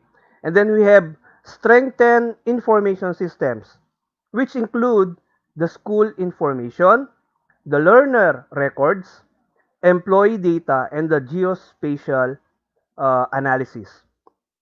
And lastly, engage in communication or enhance communication and engagement through social media, okay, our Google Mail or our DepEd email accounts, and obviously the website of the central office and the division office. Now, for the UNESCO standards, ito po, medyo marami sila, no? Medyo marami sila. But I will just be giving you a very brief explanation of what the UNESCO standards is all about. Okay, it is actually divided into four aspects. You have the technology literacy, the knowledge deepening, and the knowledge creation. Okay, so under this we have different stages. We have the awareness, no, understanding ICT in education, curriculum and assessment, pedagogy, ICT itself, organization and administration, and the teacher professional learning. So when the pandemic hit us, we thought of creating an ICT framework for the division so that we can help our teachers not only to understand ICT but to effectively use ICT. Okay? So we have come up with these objectives. Number one, to improve the readiness and awareness of teachers in the use of ICT in education. Sir, nakakagamit naman ako ng PowerPoint, nakakapag-project ako. Am I considered to be a 21st century educator? Well, sort of, but not totally. Because what you are just doing is you are using the technology as an aid, no, in your teaching. But does it aid the students in learning? Probably yes. But then again, are your presentations really that, or do they have the aesthetic appeal that your learners will experience or will actually tickle their curiosity? Yun po yung tanong, no? Next, provide guidelines for planning teacher training that will prepare teachers on effective ICT integration. This is what we are doing right now. Ano po? We have provided guidelines so that our teachers can be able to have trainings or webinars that will help them in integrating ICT, not only in teaching but also in other aspects. Okay, align the level of competency of teachers in meeting the national standards for ICT in education. Okay, so we want to meet the national level when it comes to the level of competency of our teachers in ICT. And then, lastly, to transform our teachers into 21st century educators through the use of ICT. Okay?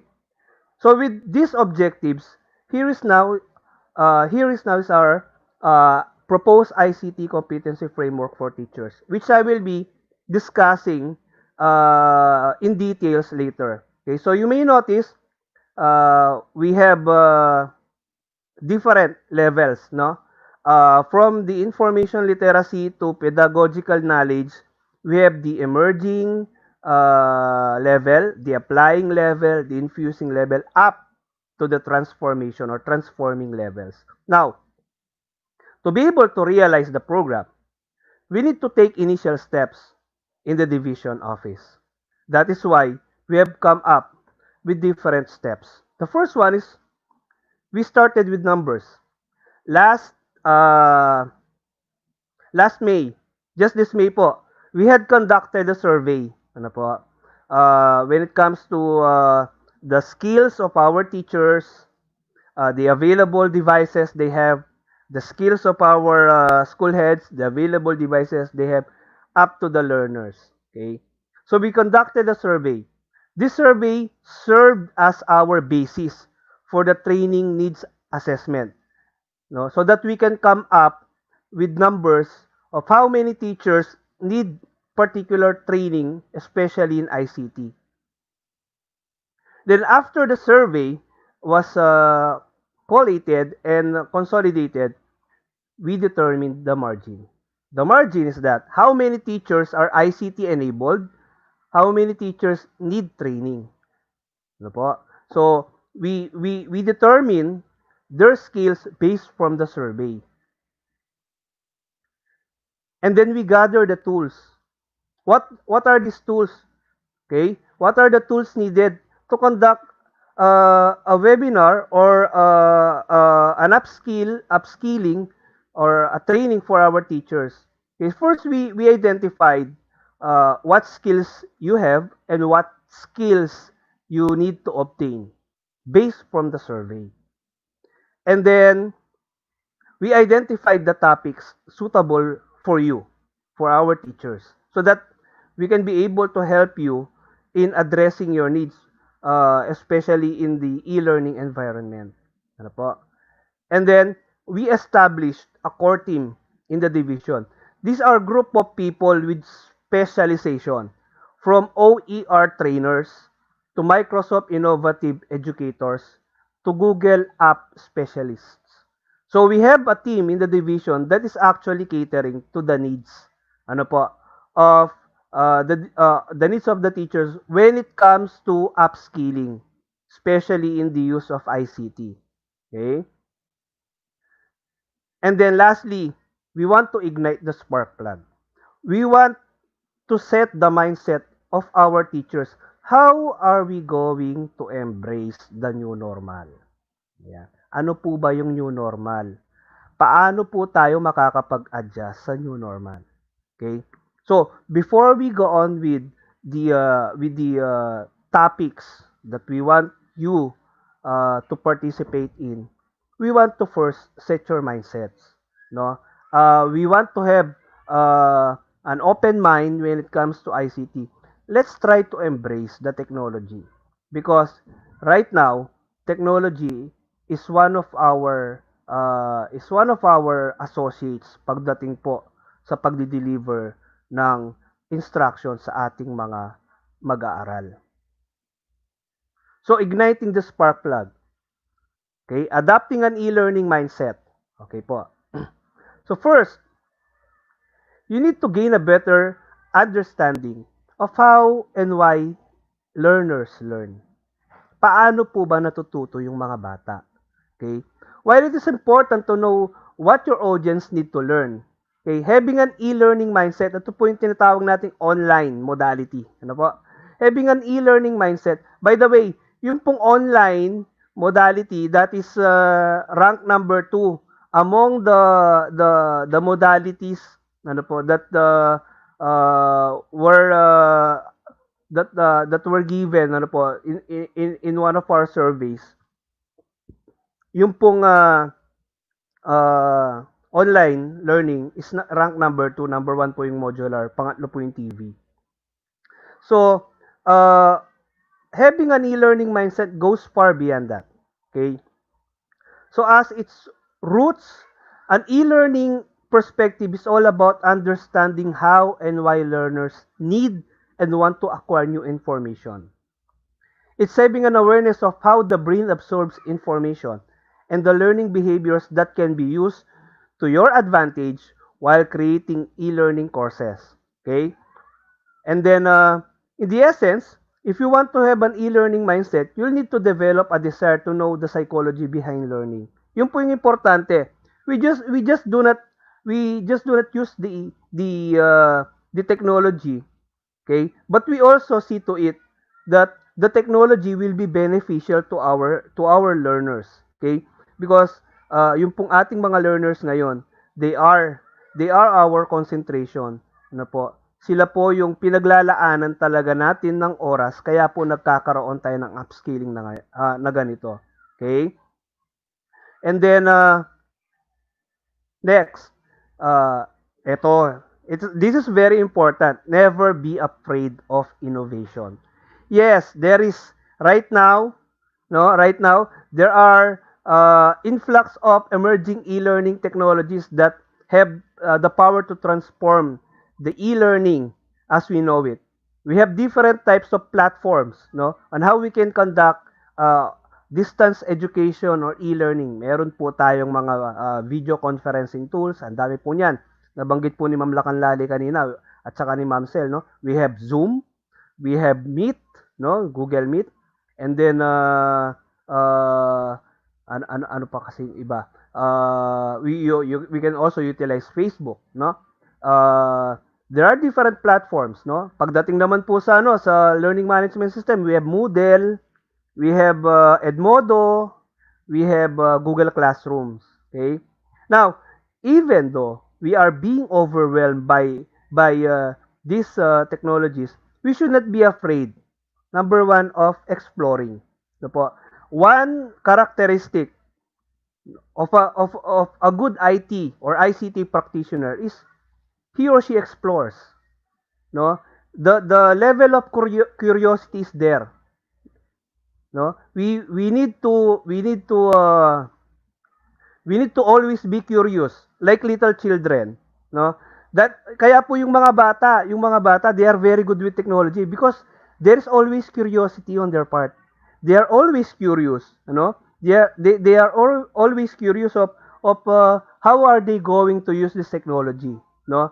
Sa atin po naman, we are always afraid of using the technology. Baka masira natin or baka hindi po mag-work. That is an attitude that we need to eliminate, no? Especially those who are what we call technologically challenged, no po.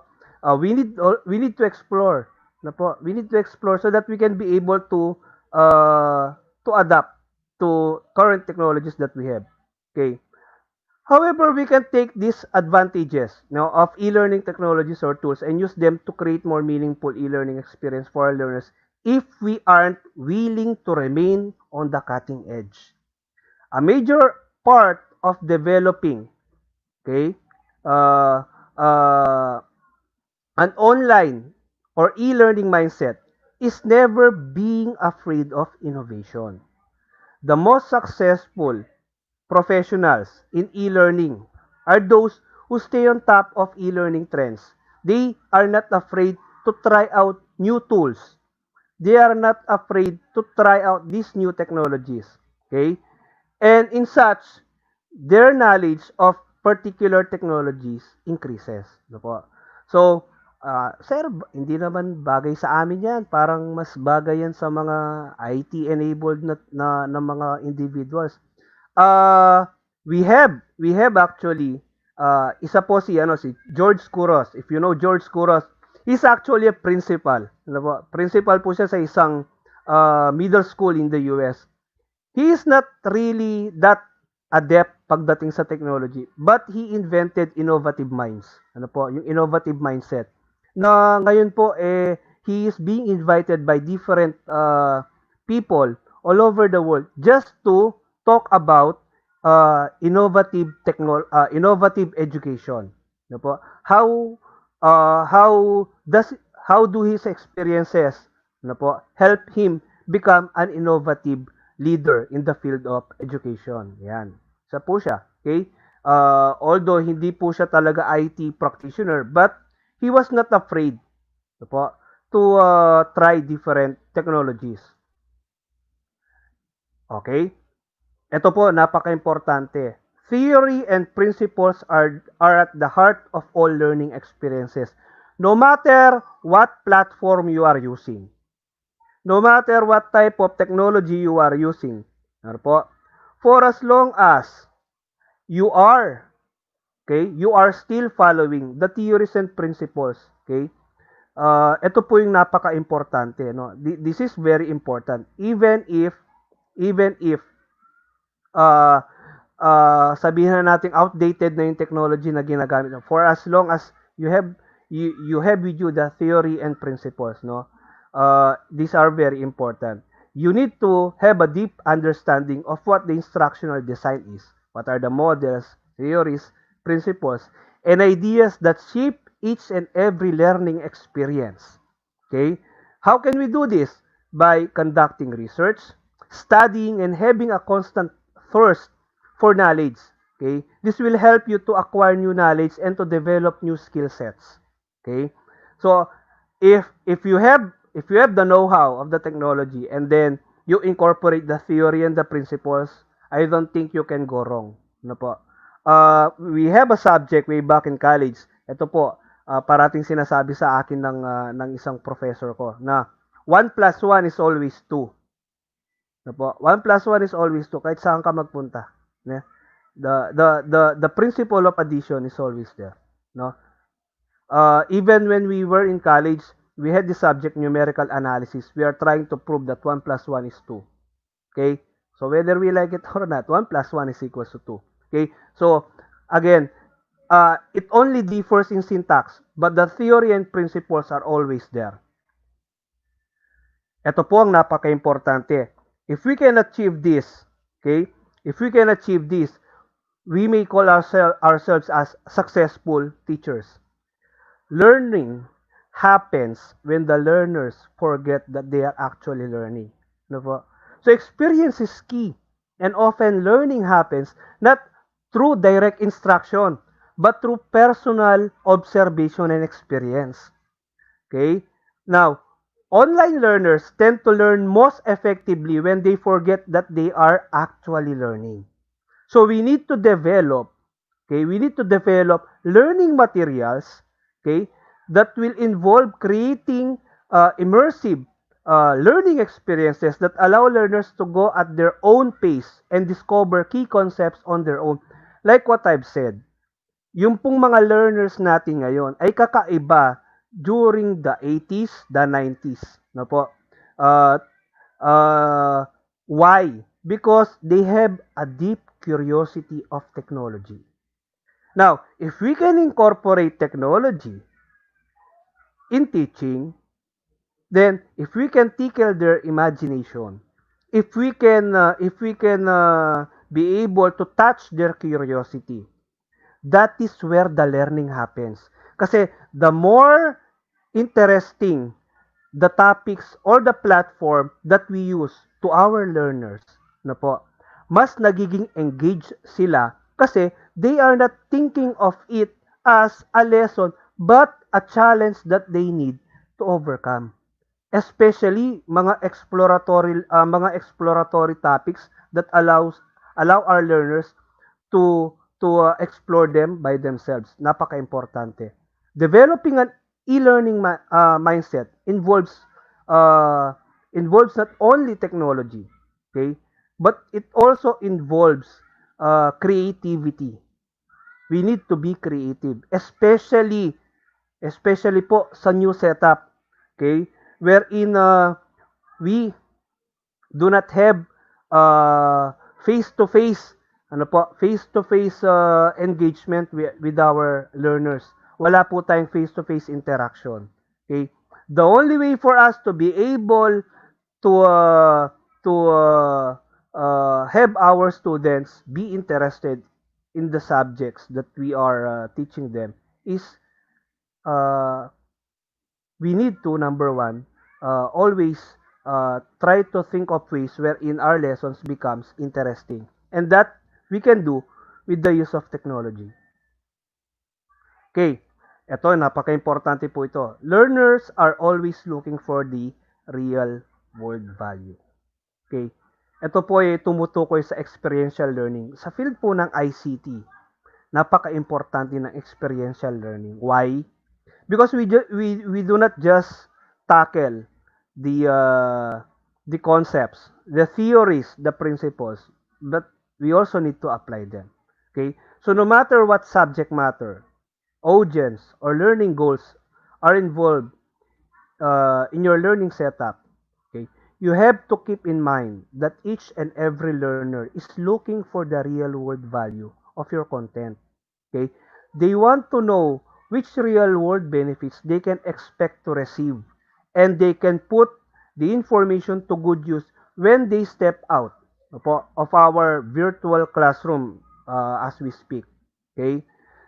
Professionals who have adopted an e-learning perspective understand this all too well and always strive to tie learning materials and activities into real world experiences. No po?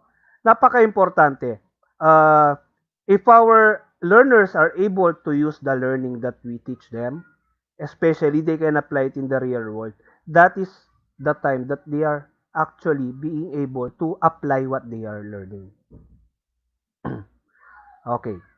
Aesthetic appeal is just as important as high quality content. Okay? No matter how high quality your content is, if the learner finds it boring, whether we like it or not, no po, they will not be interested.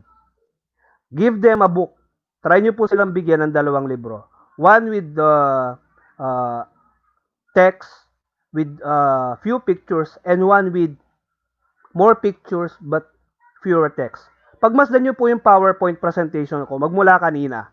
Ano po? Ano pong napapansin ninyo? Madalang lang akong maglagay ng mga wordings. I don't actually put definitions. I actually put visuals, images. Why? Because in today's learning world, mas appreciated po ng mga bata yung visuals, yung mga pictures. No po? They learn from pictures. Okay? If we can have concise lessons, ano po, and then we incorporate more pictures, mas magiging interesado po ang ating mga learners. While the quality of your content is of the utmost importance, also, we need to consider the aesthetic appeal. Okay?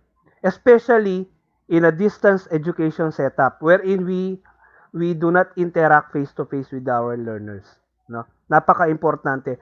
Alam ko maraming mga teachers po, especially sa division ng Pampanga, ang may mga creative minds na nakakagawa ng mga content-based learning, mga self-learning kits na ang gaganda ng mga ang gaganda ng mga contents na po.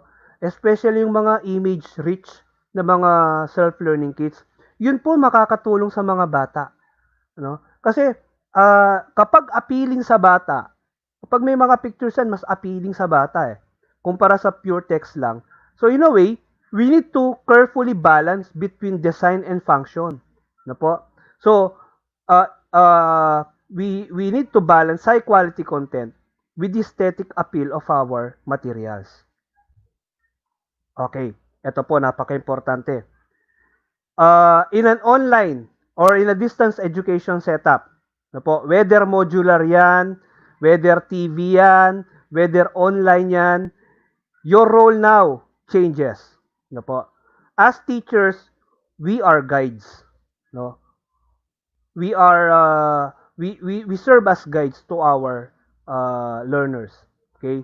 So, the role of teachers as e-learning professional isn't to instruct, no, in the current setup, no, we are not there to instruct, but we are there to encourage the learners to take the lead in their own learning process, no po. We cannot force them to learn, nor can we teach them absolutely everything they'll need to know in the future.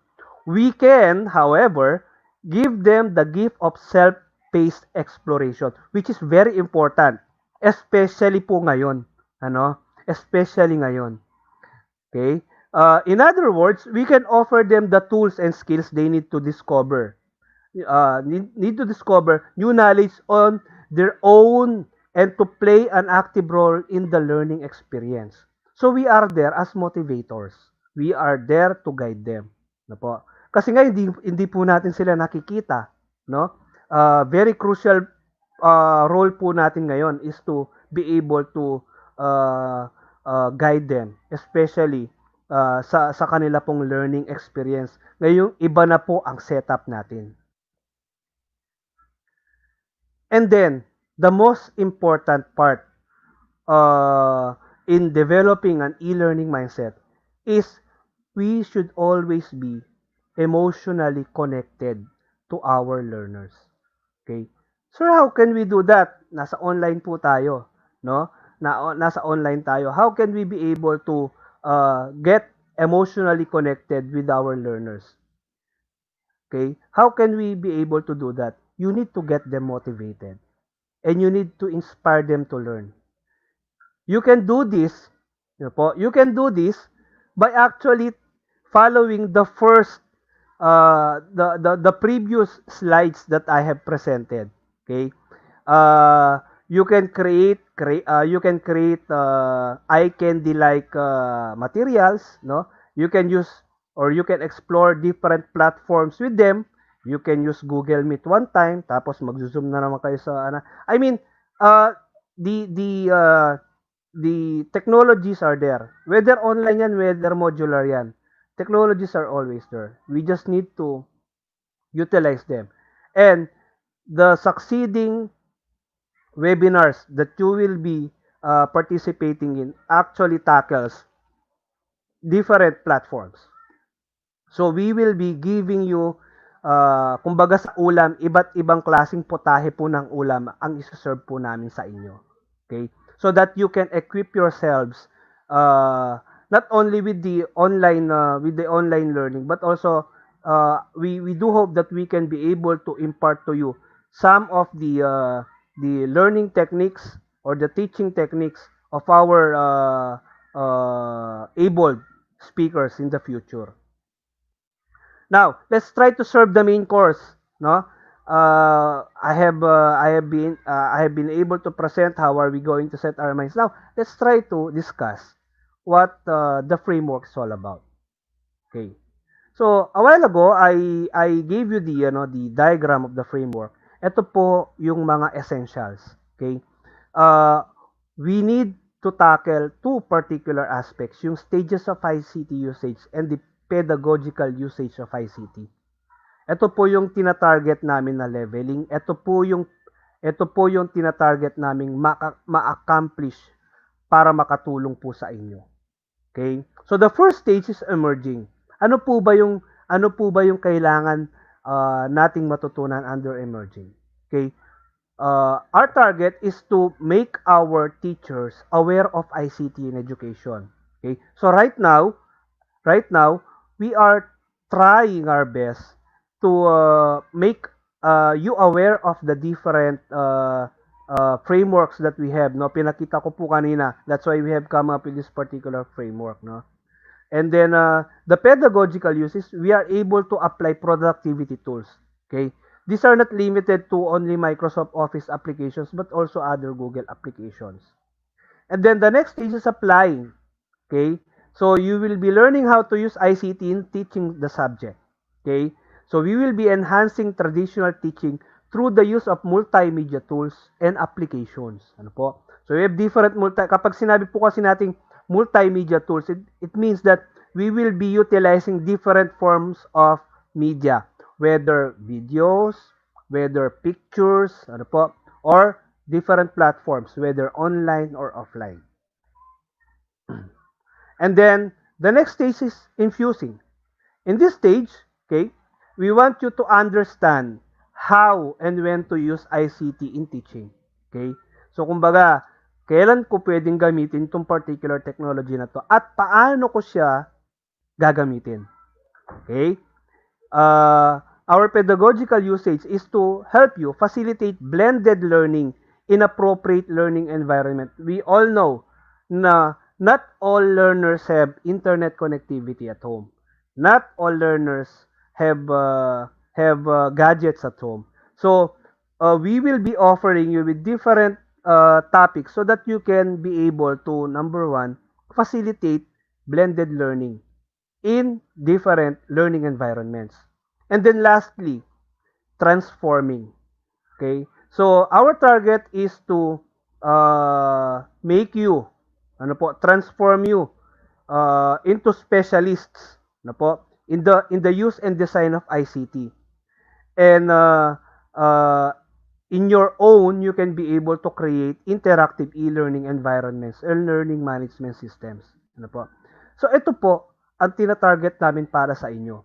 And we will be trying our best in the division so that this particular framework can be or will be realized. We want to equip you with the appropriate skills so that kapag nagtuturo po tayo, we can be able to use yung newly acquired skill sets po natin. These are some of the general topics that we will be giving you. We will be discussing Google Apps, okay? In the later part of the webinars, we have different series of webinars prepared for you, and then the open educational resources. So marami po tayong topics, okay? Bago magpasukan, we will assure you that all of these topics will be given to you. Okay po. Now, let me just quote some of the famous people on what they think of about technology and education. Okay? So, kilala naman po natin siguro si Bill Gates, okay? The co-founder of Microsoft, okay? Bakit co-founder? Kasi meron po siyang kasamang naka-discover sa Microsoft. Hindi lang siya naririnig si Mr. Paul Allen, okay, na sumakabilang buhay na po noong 2018. So according to Bill Gates, technology is just a tool. In terms of getting the kids working together and motivating them, the teacher is most important, which is true. In times like this, technology will serve as a tool, but the important agent of learning is always the teacher. Okay? Another po from George Soros, yung pong binanggit ko kanina. Technology will not replace great teachers, but technology in the hands of great teachers can be transformational. As agents of learning, we want you to be equipped with technology so that when we face the new normal together, we can be able to impart knowledge to our students in a new way. That is the way of the new normal. Okay, so with that, maraming salamat po and have a good day.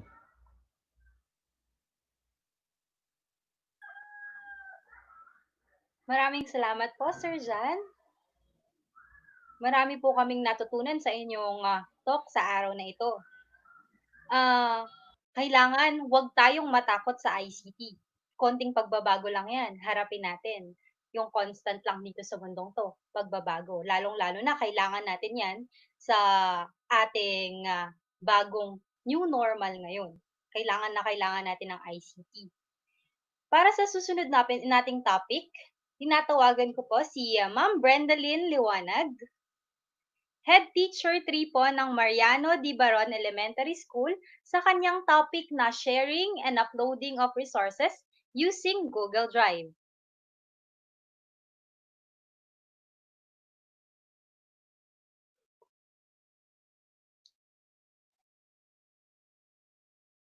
Habang siniset up po ni Ma'am Bren yung kanyang PowerPoint, tignan po natin yung ibang comments ninyo ha.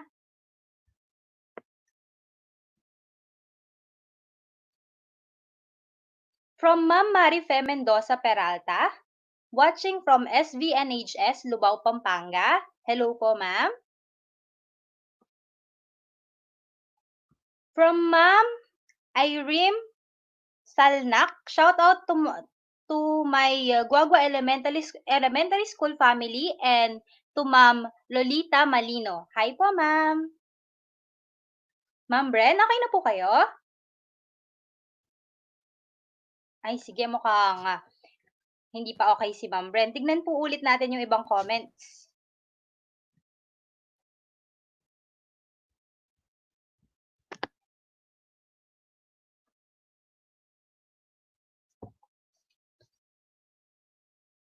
Shout out po kay Ma'am Maridina Garcia at sa teachers ng San Pablo II National High School.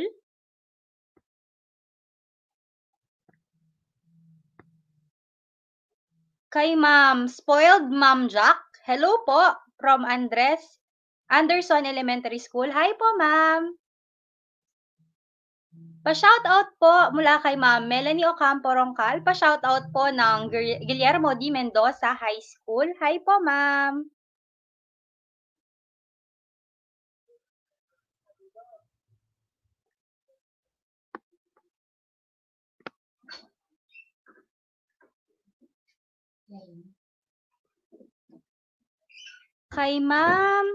Kay Sir Jeremy G. Aquino, thank you so much for the informative topic, sir. God bless po. Thank you din po, sir, sa panonood. Pa-shoutout po sa Basa Air Base National High School mula kay Ma'am Elvira R. Peloponio. Pa-shoutout din po sa San Luis District.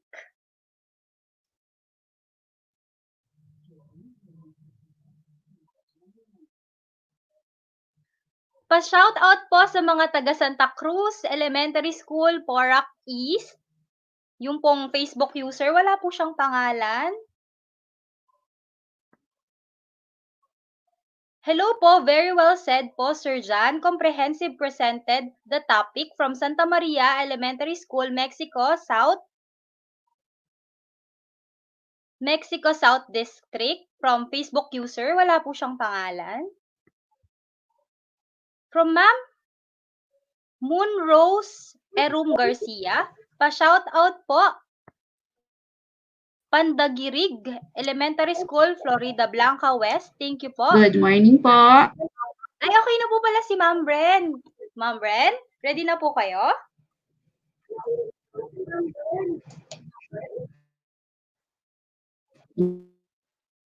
Yes po, ma'am. Okay po? Sorry for the delay. Okay lang po, ma'am. Thank you po.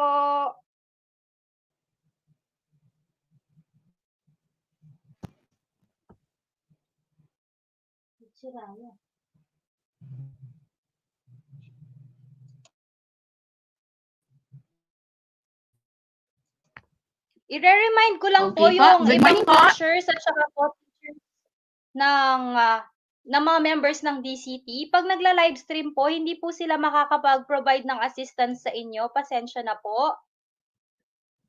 Yes po. Okay, good morning po. So, for today po, I would be your...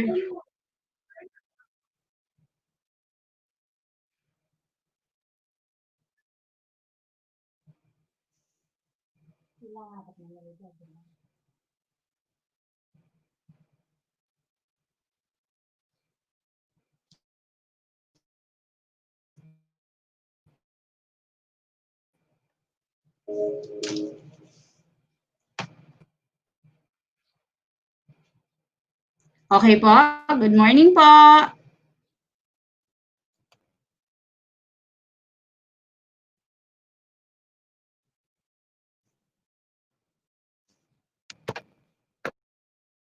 Hello po, good morning po.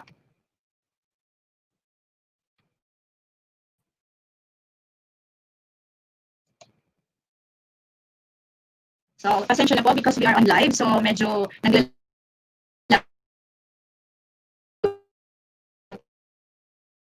po ako ng konti when it comes to my internet connection. So, I'm really sorry for what's happening right now. This is one of the problem po na meron tayo pag live stream po tayo. So, allow me to introduce myself po.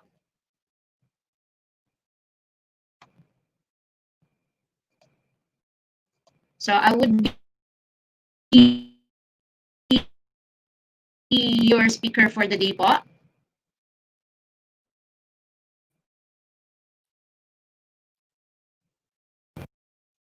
Okay. So, okay na po.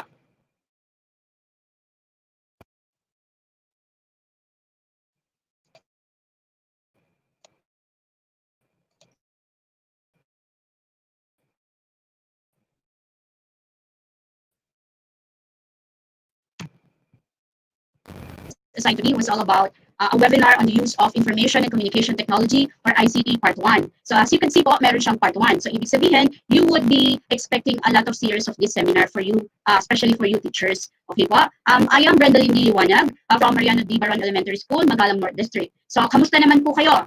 Galaw-galaw po tayo. Hello, sir. Medyo mag-lag kayo. Okay. Okay po. Sige po.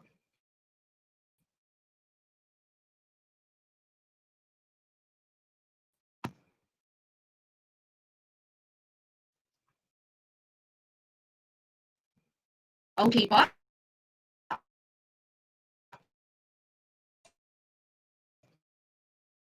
So, since nakita niyo na po yung aking face,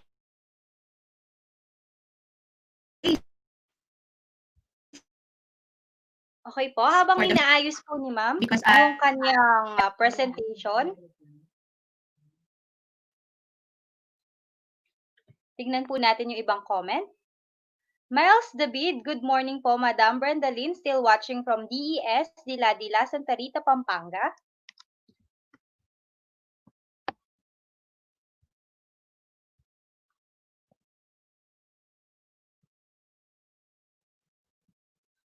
From Ma'am Amphil Manuel, shout out po sa teacher ng Diosdado Macapagal Memorial High School. Hello po, mga ma'am at sir.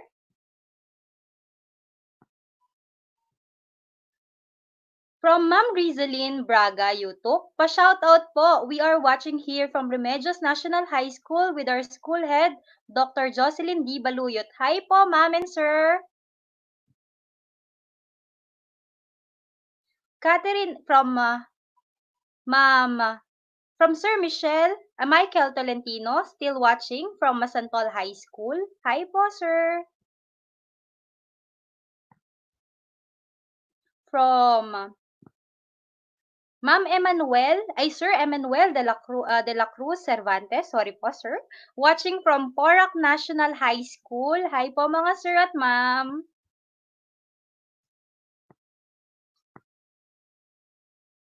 Pa-shoutout po sa SBFES family from Arerbak, Ena, Any Ma'am Saj.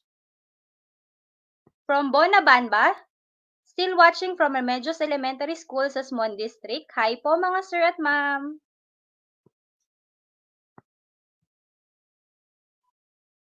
Ganyan po talaga pag live. Nakaka-experience po ng iba't ibang mga technical problem. Pero kayang-kaya naman po yan. Mula kay Ma'am Mary Ching Ann Aragon, good morning po. Pa-shoutout po sa TLG ng San Matias High School. Still watching from home.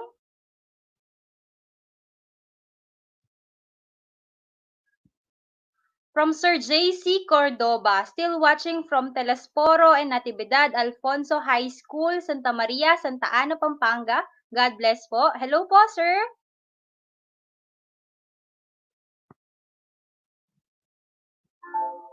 From Ma'am Ana Bianca Quito, Carbalok. Pa-shoutout po sa Kasinala High School families. Kansinala High School family, still watching po. Hi po, ma'am and sir. Kung hindi po kayo makapasok dun sa attendance, try nyo pong buksan yung DepEd email po ninyo para makapasok po kayo. Reminders po uli. Kung hindi po kayo makapasok dun sa attendance, check nyo po kung yung DepEd email po ninyo yung gamit ninyo.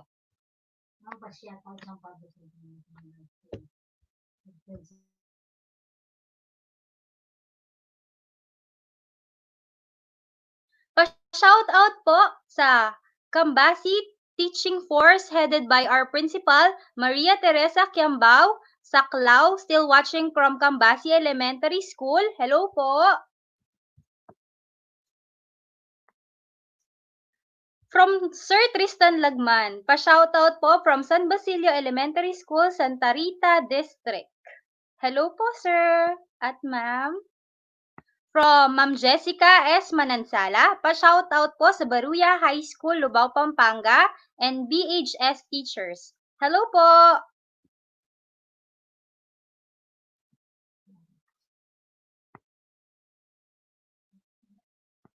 Hello po, still watching from Eastern Porac National High School. Pa-shoutout po, magaganda at gwapong teacher ng EPNHS at sa aming poging-poging principal, Sir Joel Mendoza. Hello po!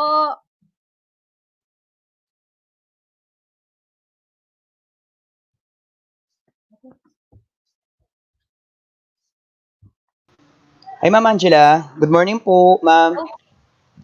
Opo. Sige po, Ma'am, sir. siguro while we are waiting po for our next speaker, Ma'am Kai po, Ma'am Brenda po, I think we can give them 5-minute break po.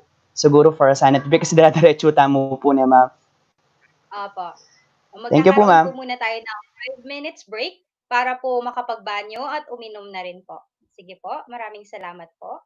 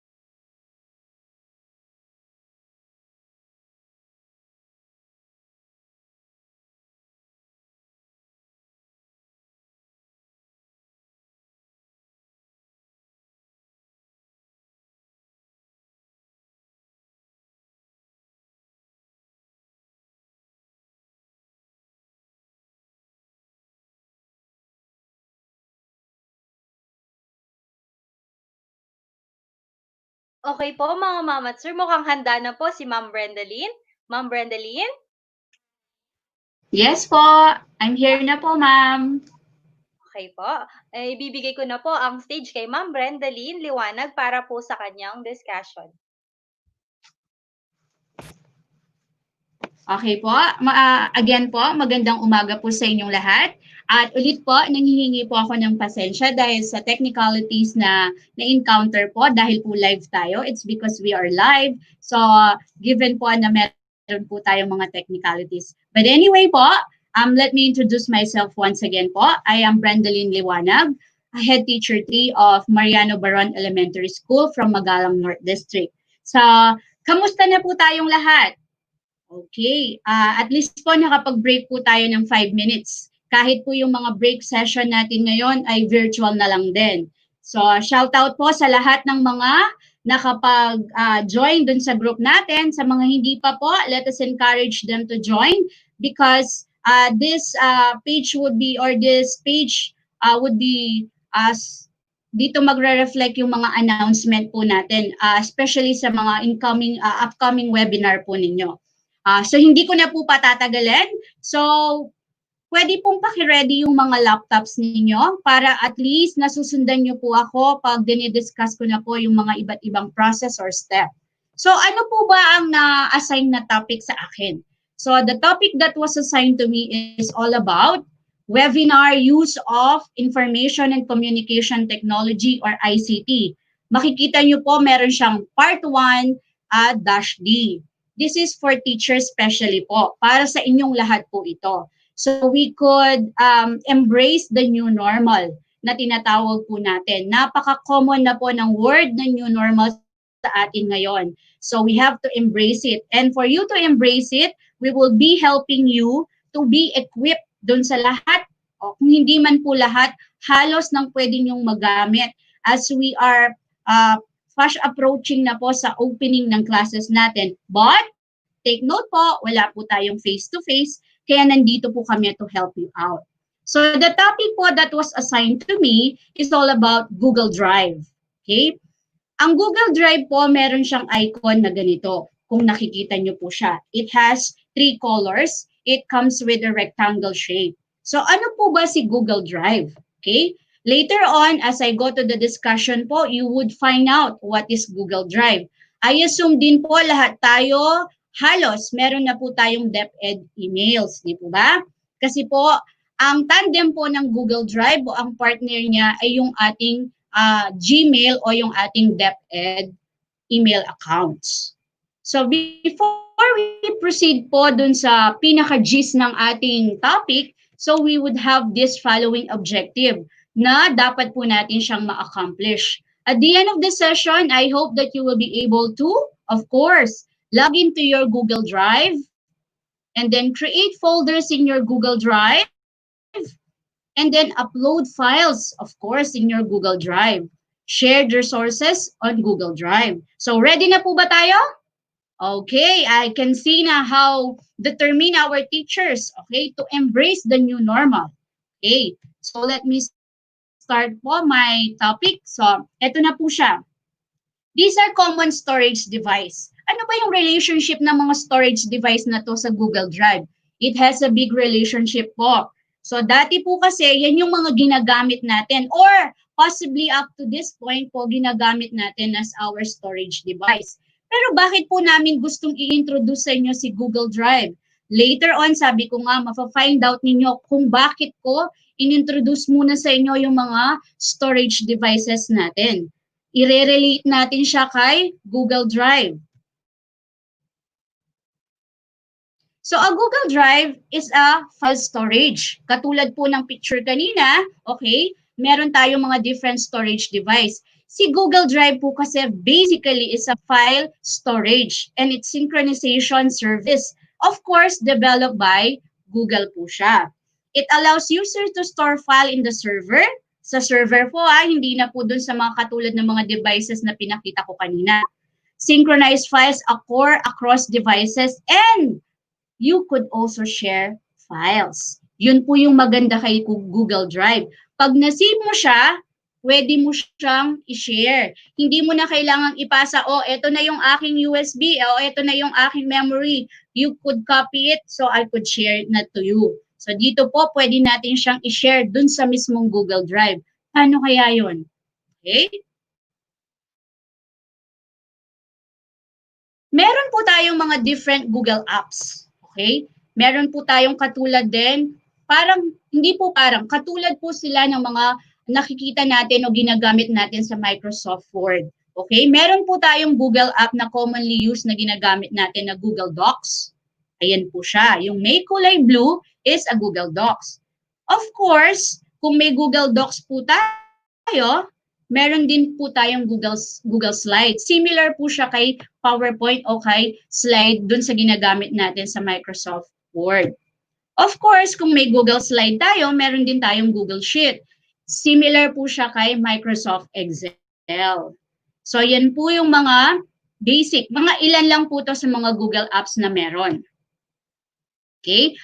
I know po, naka-encounter na kayo ng mga ganito, especially po kapag tayo ay nagsasubmit ng report ngayon. It's because it is no face-to-face. So lahat po ng transaction natin ngayon ay nagagawa online. So pag nag-submit tayo ng report, you just have to upload or you just have to click this link and upload your file. Yun po yung madalas nating nababasa sa mga memos natin o sa mga directions sa atin.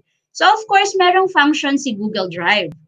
It stores files in the cloud, share files, edit documents, spreadsheet, and presentation. So kung dun sa Microsoft Word po nakakapag-edit tayo, dito rin po sa ating Google Drive, we could do the same thing po sa ating mga docs, sa mga spreadsheet natin, sa mga presentation po natin with collaboration. Ang pinaka-keyword po natin dito is collaboration. Kasi we could share this one to the people na nandun po sa ating Google Drive. Later on, you will find out po. Okay. Ready na po ba tayo? Ito na po yung ating hands-on. Sabayan niyo po ako. So the first thing that we have to do, okay, ang pinaka-basic po kasi is in creating a folder on your Google Drive. Pero paano po tayo makakapag-create ng folder? Hindi na lang po tayo ngayon makakapag-create ng folder sa mga laptops natin. Okay, we could also create folders on our Google Drive. Paano? Yun po yung malaking question mark. Ngayon po, tuturuan ko po kayo. Sabayan niyo po ako habang ako po ay nandito at kayo po ay nasa mga kanya-kanyang bahay niyo o working station po ninyo. You could go with me po. Kapag po medyo nabibilisan kayo, you could comment po. Meron po tayong mga nandyan na pwedeng mag-assist at pwede pong magsabi sa akin. Kapag medyo meron din po kayong hindi naiintindihan, later on po, pwede rin naming masagot yan. Meron po akong kasamang mga moderators. Okay po? Ready na po? Ready na. Umpisahan na natin. Ito na yon. This is it. Okay.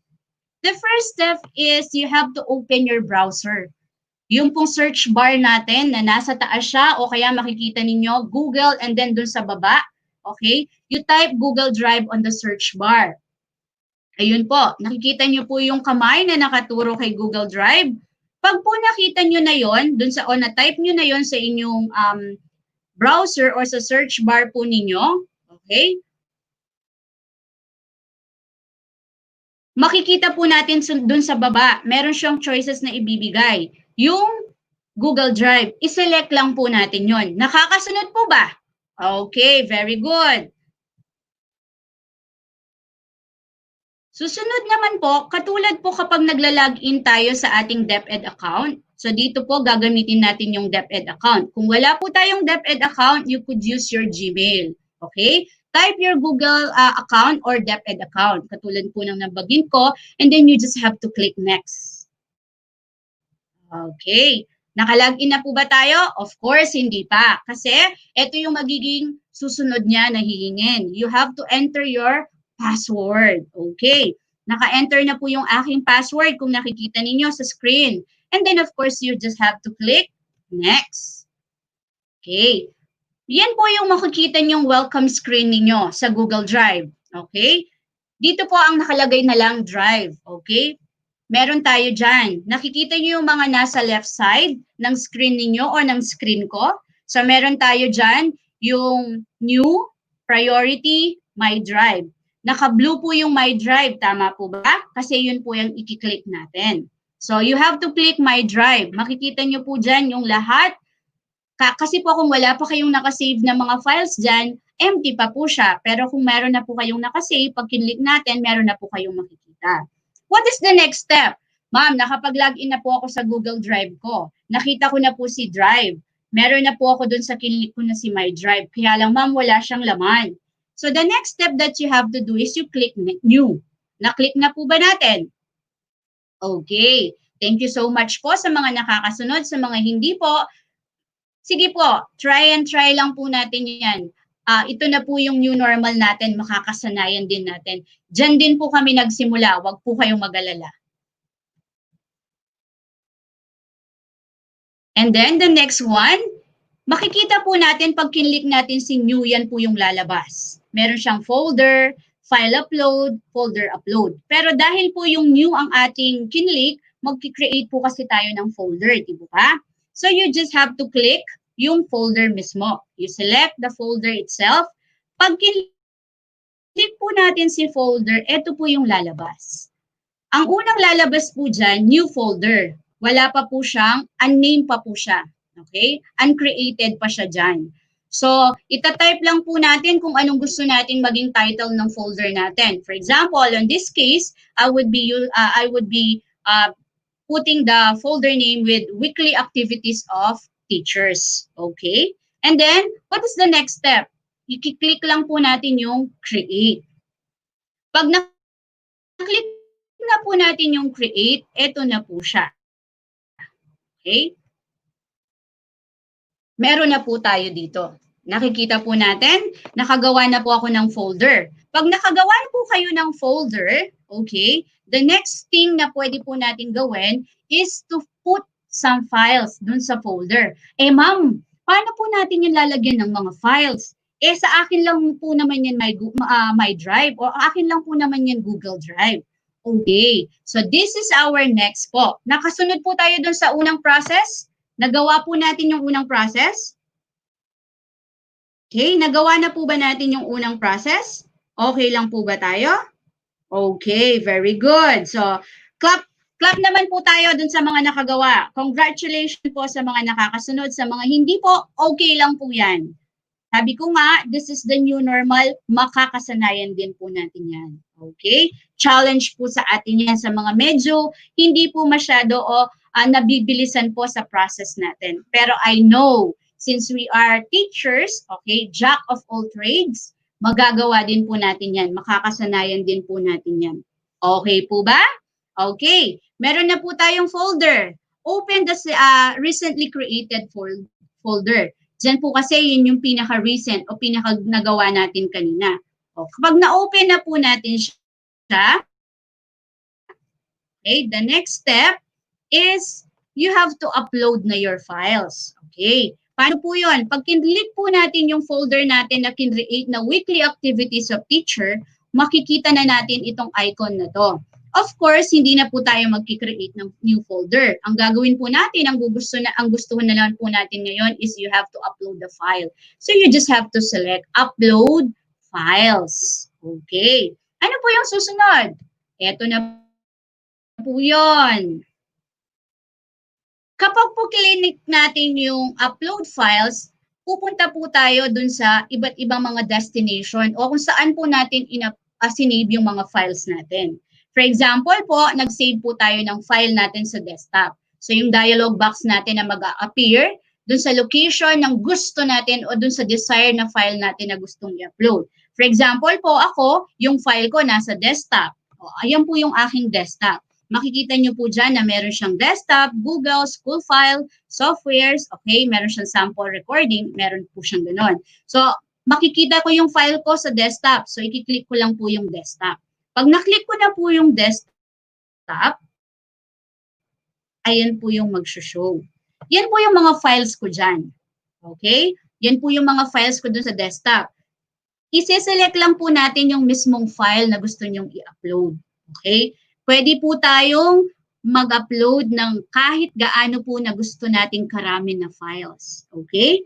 Pag po na-click na natin yan, pag kinlik nyo po yan, okay, makikita nyo po sa inyo, meron siyang blue, okay, magbo-blue siya. And then you have to click yung ating open. Pag kinlik na po natin si open, okay, ganyan po yung ating magiging process box natin. A process box will appear, okay? Doon po sa right corner ng screen. Doon po makikita natin kung ilang percent or ilang minutes na lang po ang hihintayin natin para ma-upload yung ating file doon sa ating folder sa Google Drive. Dito po, nag-select tayo ng uploading pa po yung 2 files niya, pero ang dami po nating files na in-upload. So, ayan po yung nakikita niyo yung progress niya. Okay? Uploading to items. Nakakasunod po ba? Hopefully po nakakasunod. Common po to sa mga ating ICT school leaders, lalong-lalo na po kapag nag-upload na po sila ng mga files ngayon. Okay po? O kaya kahit po lahat kayo ng mga teacher. Kasi po ngayon, sabi ko nga, it's a work from home. So, hindi po tayo pwedeng magkaroon ng face-to-face para mag-submit ng report. So, we could do it online with the help of Google Drive. Ang next process na po natin, makikita nyo po yan, no? Yan po yung mga dialogue na makikita nyo. In progress, upload, complete, upload, cancel. Kapag po gusto nyo kasing i-stop yung ina-upload nyo, nagkamali kayo, pwede po nating upload, cancel. Or depende po kasi yan sa signal kapag nag-upload po tayo ng files sa Google Drive. Okay? So, of course, nakapag-upload na kayo. Nandun na siya. Gusto ko siyang i-share. Okay? Kaya lang, hindi ko na siya pwedeng puntahan si co-teacher. Hindi ko na pwedeng puntahan yung mga teacher ko. Bibigay ko yung flash drive ko. Eto ma'am, save mo para meron kang file. So, hindi ko na po magagawa ngayon yan. Paano ko po siya isi-share? Okay? Paano po natin siya isi-share? Okay po? Pag gusto natin i-share yung files, pwede po natin siyang i-share. Paano po? Ito po yung next step natin. Ang next step po natin, you just have to select, okay? Click the file or folder that you wanted to share. Okay? Makikita nyo po yan. May magpa-pop up. Pag kinlik po natin yung folder mismo, okay? Meron siyang open with and share or get shared link. Doon po tayo sa share. Doon po tayo sa may tao na merong plus sign. So, yun po yung i-click natin para ma-share. What is the next step? Okay? Ang susunod po, under the people, makikita po nyo yan, magpa-pop up. Type the email address or Google group you want to share with. For example po, kapag tinay po natin yung name at dati na po tayong nag-send sa kanya ng mga files, automatic po siya na nandun siya dun sa mga people na pwede po nating pag-share. So, then you just have to click done. Okay? Pag nag-click done na po siya doon, magpapapa po, choose how a person can use the folder. Paano po natin gustong magamit nung pag-sharean natin yung ating senior na file? Gusto po ba natin siya na maging viewer lang o maging editor lang? Pwede po natin yang ilagay. Kapag po okay na tayo dun sa editor natin, o pwede po siyang editor, pwede po siyang viewer, pag na-select na po natin kung ano yung magiging task po niya dun sa senior natin na file, okay, we just have to click send. Ayun po siya dun sa number 6. We just have to click share, send. An email is sent to the people you've shared with. So, marireceive po nung taong pinag-sharean nyo yung folder na yon sa Google Drive. Okay. Yung pong kanina, ang ginamit natin is share. Okay? Ngayon naman po, gagamitin natin para makapag-share tayo ng resources yung link. Okay? Nakita nyo po ito kanina. Nakita nyo na po ito kanina. So, yung kanina po, dun sa baba ng share, meron siyang get shared link. Pwede po natin kasing kunin na lang yung shareable link niya para po ma-share natin dun sa tao o dun sa people or group na gusto nating pag-share. Okay po? Nakakasunod po tayo? Okay lang po ba tayo? Stretch lang po. Okay? Alam ko po, this is an hour for us po. Konting-konti na lang po. Matatapos na po tayo. Okay po? Again, you just have to click get a shared link. After getting the shared link, yan po siya. We have to, of course, change the restriction level. Click the restriction drop list. Meron po siya. Ito po siya. Restricted sa Department of Education lang. Yung mga nasa Department of Education lang po natin or anyone with the link. Gusto mo siyang i-share kahit kanino na meron dun sa link na yon. Okay? Choose the level of access. Click access Dropbox. Okay po? Pag kinlik na po natin yon, then you have to copy the link. Pag na-copy na po natin yung link, okay?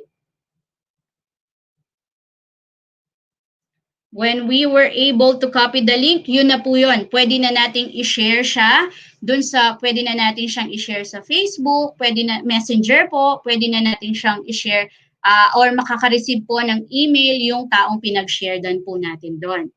Okay? May question po ba? May mga tanong po ba tayo? Question po? Question po. Okay lang po ba tayo? Makakasunod po ba? Okay po. So, of course, yun na po yung aking topic. It's all about Google Drive. Okay? So, ang Google Drive po, pwede po natin siyang pag-save. We could store files. And then we could also share our resources using our Google Drive. So, ayan po ang magiging weapon natin dito sa ating new normal. If you have some question po, you could comment po or you could PM, okay? Me po, personally, dun sa mga questions, so I could assist you po about after the presentation. So, that would be all po. Thank you for bearing with me with the technicalities that happened a while ago po. Maraming salamat po sa pakikinig and enjoy po tayo and wait for further announcement po be given to us by Ma'am Angelo po.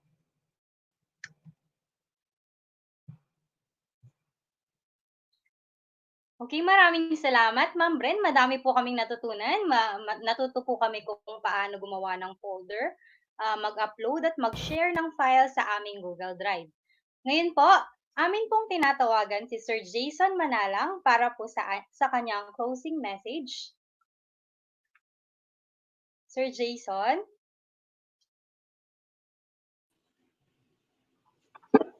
Yes po, good morning po. Thank you so much, Ma'am Angelo Lu. Can you hear me po?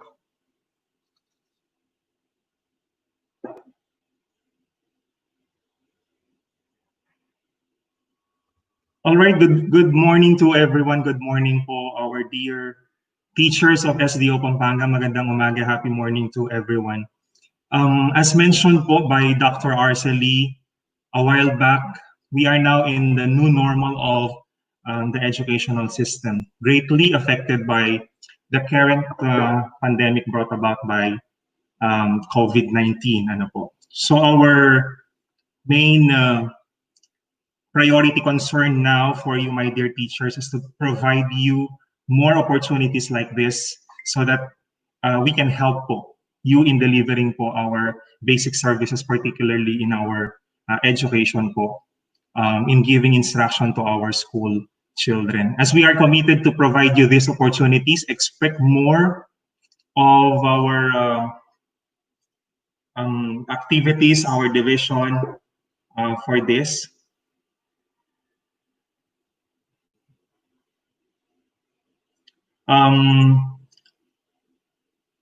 As we continuously strive for giving services po to our school children, and as we concentrate po in giving responses po to your need in order for you to provide better services to our school children as response to our new landscape in the educational system. So this is it, my dear school teachers. Ano po? This is now our present situation. So all that we can do about it po is to face the challenge, and as we go along with our journey, embrace the new normal, and then as we continue to serve our learners, live po with it, because this is our way of life now. Let us double po our commitment, our dedication, and our and passion po as teachers. I would like to close this one with this statement. Ano po? My dear teachers of SDO Pampanga, this is not just about us now. This is about our school children who are regarded as our future and the nation's hope. Ano po?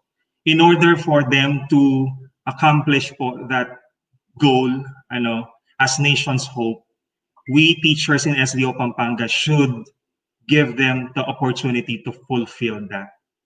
And who can give that opportunity, my dear school heads, is tayo.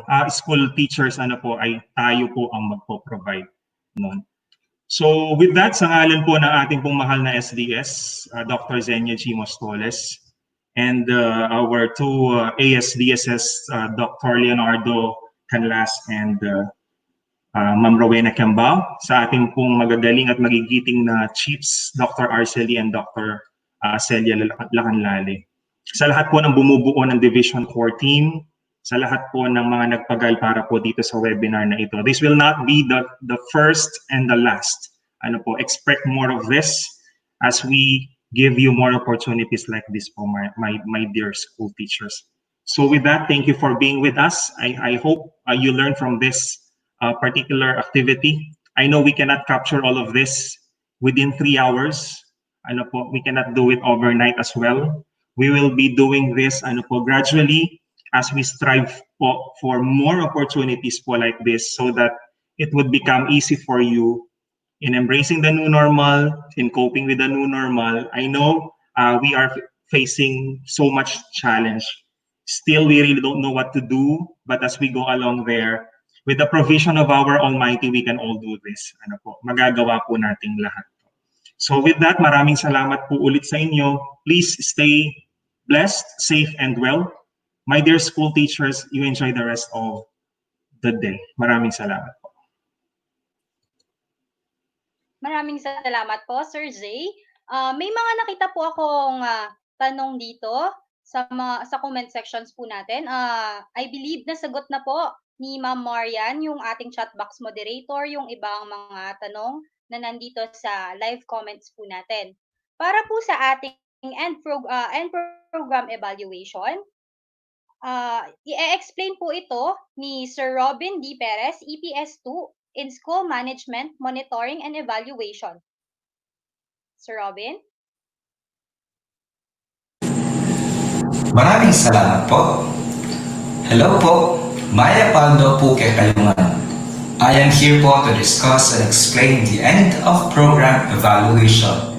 This program evaluation is a valuable tool for human resource development section handled by Sir Jason Santos and Ma'am Christine Santos with the assistance of the reliable division core team headed by Sir John Palestigi for the purpose of strengthening the quality of our programs and improve outcomes for the learners and stakeholders that we serve. Program evaluation answers basic questions about a program's effectiveness in terms of program management, attainment of objectives, and delivery of content. The evaluation data that you provided can be used to improve program services, such as this webinar. Your complete participation for this end of program evaluation serves as a ticket for your webinar certificate. No end of program evaluation, no certificate policy. Certificates of participation for this webinar will be distributed as soon as possible. How to accomplish the end of program evaluation? Just follow these few and simple steps. First, copy and paste the link provided. After my explanation, a division core team member will post the link to our webinar's monitor or screen. Doon pa lang po tayo pwedeng mag-start para sa evaluation. You may also consider in taking a photo of that link para in case po makalimutan po ninyo, ay may copy pa po kayo. If you already clicked the link and you saw command statements such as, you need permission or kailangan mo ng pahintulot, huwag pong kabahan. Just follow these steps. Step number 1, sign out your email account. Step number 2, sign in with your DepEd email account. Ulitin ko lang po, importante po ito, sign in with your DepEd email account. Step number 3, click the link provided. Yun po unang binigay po ng ating division core team. Once you have successfully signed into the domain, you will be forwarded to our official electronic evaluation form. Ganyan po ang itsura ng first part ng evaluation form. Just a reminder po, kindly complete all your necessary information as a basis for your certificate. Your name, just like first name, middle name, last name, sex, cluster or district, school, and your designation. And please do not forget to type in the program title and the date today. You may refer to the division memorandum for the title of the webinar. After that, kindly click next button to be prompted to the next part of the evaluation. This is now the second part of the form. All you have to do is to read the indicators and decide whether you strongly agree, disagree, or strongly disagree. After completing the form, you have the option to return to the previous part to edit your answers. Or you may opt to click the next button to proceed to the last part of the evaluation. Please be reminded that when you see this red asterisk or yung parang star na kulay red, you are required to key in your answers. And if you don't, you won't be able to finish your evaluation. For the last part, just write your significant learnings for this webinar. Then, you will see Add File button. You have to add or upload your outputs or even screenshots for today's activity to complete your end of program evaluation experience. Once uploaded, you may click the submit button and you're done. And that's it. You had your end of program evaluation. Another reminder lang po, kindly finish your evaluation within the ample time of 30 minutes. Yes po, we are given 30 minutes to complete the e-form. Someone will close the link after the given time. And that will be all for my explanation for the end of program evaluation. To all our participants, have a good day po. Hope that you are well and okay. And keep safe everyone. God bless us all. Dakan pong salamat.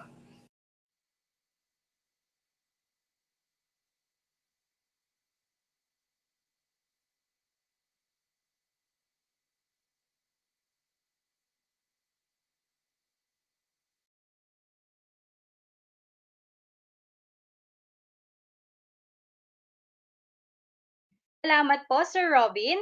Ayun po, alam na po natin kung paano sagutin o sagutan yung ating end program evaluation. Ipo-post po namin ang link sa ating FB group after po ng session na ito. Para po sa inyong nais po naming magpasalamat on behalf of DCT Core Team sa inyong pakikibahagi sa aming webinar para sa araw na ito. And before we end this session, allow me to acknowledge the people behind this. Starting from SDS Madam Senya G. Mostoles to our 2 ASDS, Ma'am Rowena Kiambao at Dr. Leonardo Canlas, to our 2 chiefs, Dr. Arceli Lopez at Dr. Celia Lacanlale, to our SDO Pampanga leaders, DCT leaders, Sir Jason M. Santos, Sir John Paul Pagyasigi, at Ma'am Christine Marie U. Santos, at to all my co-DCT members who are at the backstage yet with us. Thank you so much po sa initiative at pagbibigay ng great effort para maisakatuparan ang webinar na ito. At sa ating katame, headed by Ma'am Michelle Mejia at sa kanyang mga kasama po ngayon. Maraming salamat po. Allow me to present my co-DCT member. Starting with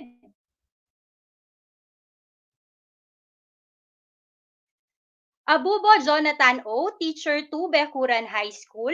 Alfonso Glyza P., Teacher 3, Cabetican Elementary School. Andrade Clarissa Abib, Teacher 3, San Matias Elementary School. Antonio Marian S., ST2, Lubao National High School. Balahaja Rachel P., Teacher 3, San Pablo Elementary School. Bartolo Ann Marie D., Teacher 3, TIC, Santa Maria Elementary School. Carlos Jeda M.,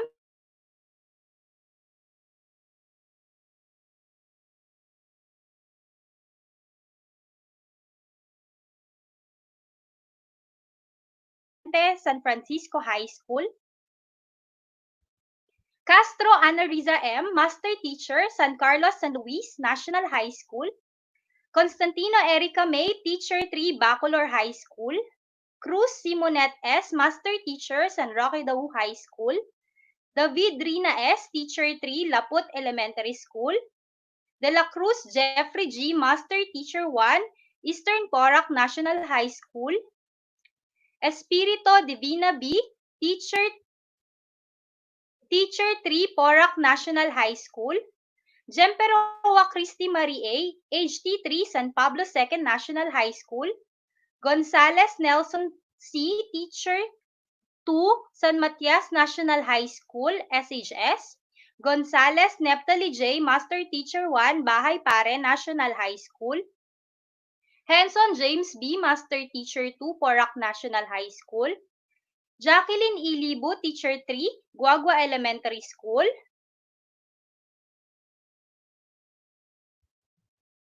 Juridico Al G., Master Teacher 1, Jose Escaler Memorial High School. Lapus Apolinario L., Teacher 3, Pasig National High School. Liwanag Brendalyn D., Head Teacher 3, Mariano D. Baron Elementary School. Macalino Maria Corazon M., Teacher 3, Bebe Anak Elementary School. Manalang Eduardo C., Master Teacher 1, Santa Maria High School. Michelle R. Datu, Principal 1, San Rafael Elementary School. Ocampo Jesselyn S., Teacher 3, San Matias Elementary School. Palyasigi Jose Joel S., Teacher 3, Maquiapo Elementary School. Pamintuan Lilibet M., Teacher 3, Bitas Elementary School. Pangilinan Lani B., Teacher 2, Justino Sevilla High School. Yours truly. Angela Lu R. Perez, Teacher 2, San Roque Dau High School. Ramos Rijet Ryan S., OIC, Bacolor High School. Reyes Michelle S., Teacher 3, Santa Maria Elementary School. Santos Rowena D., Teacher 3, Santa Monica Elementary School. Santos Andrade Vergel V., Teacher 2, Don Jesus Gonzalez High School. Cesem Kelly, Teacher 2, Porac Model Community High School. Valencia Azer Ian R., Principal 2, Talang Elementary School. At si Sir Johnny S. Biray, Master Teacher 1 of Masantol High School. Available na po yung link, ipopost po namin sa comment section ng live streaming na ito. Muli po, ako po si Angela Lu R. Perez, the Master of Ceremony for today's webinar, and now signing off. Thank you po. Hanggang sa muli. Bye-bye!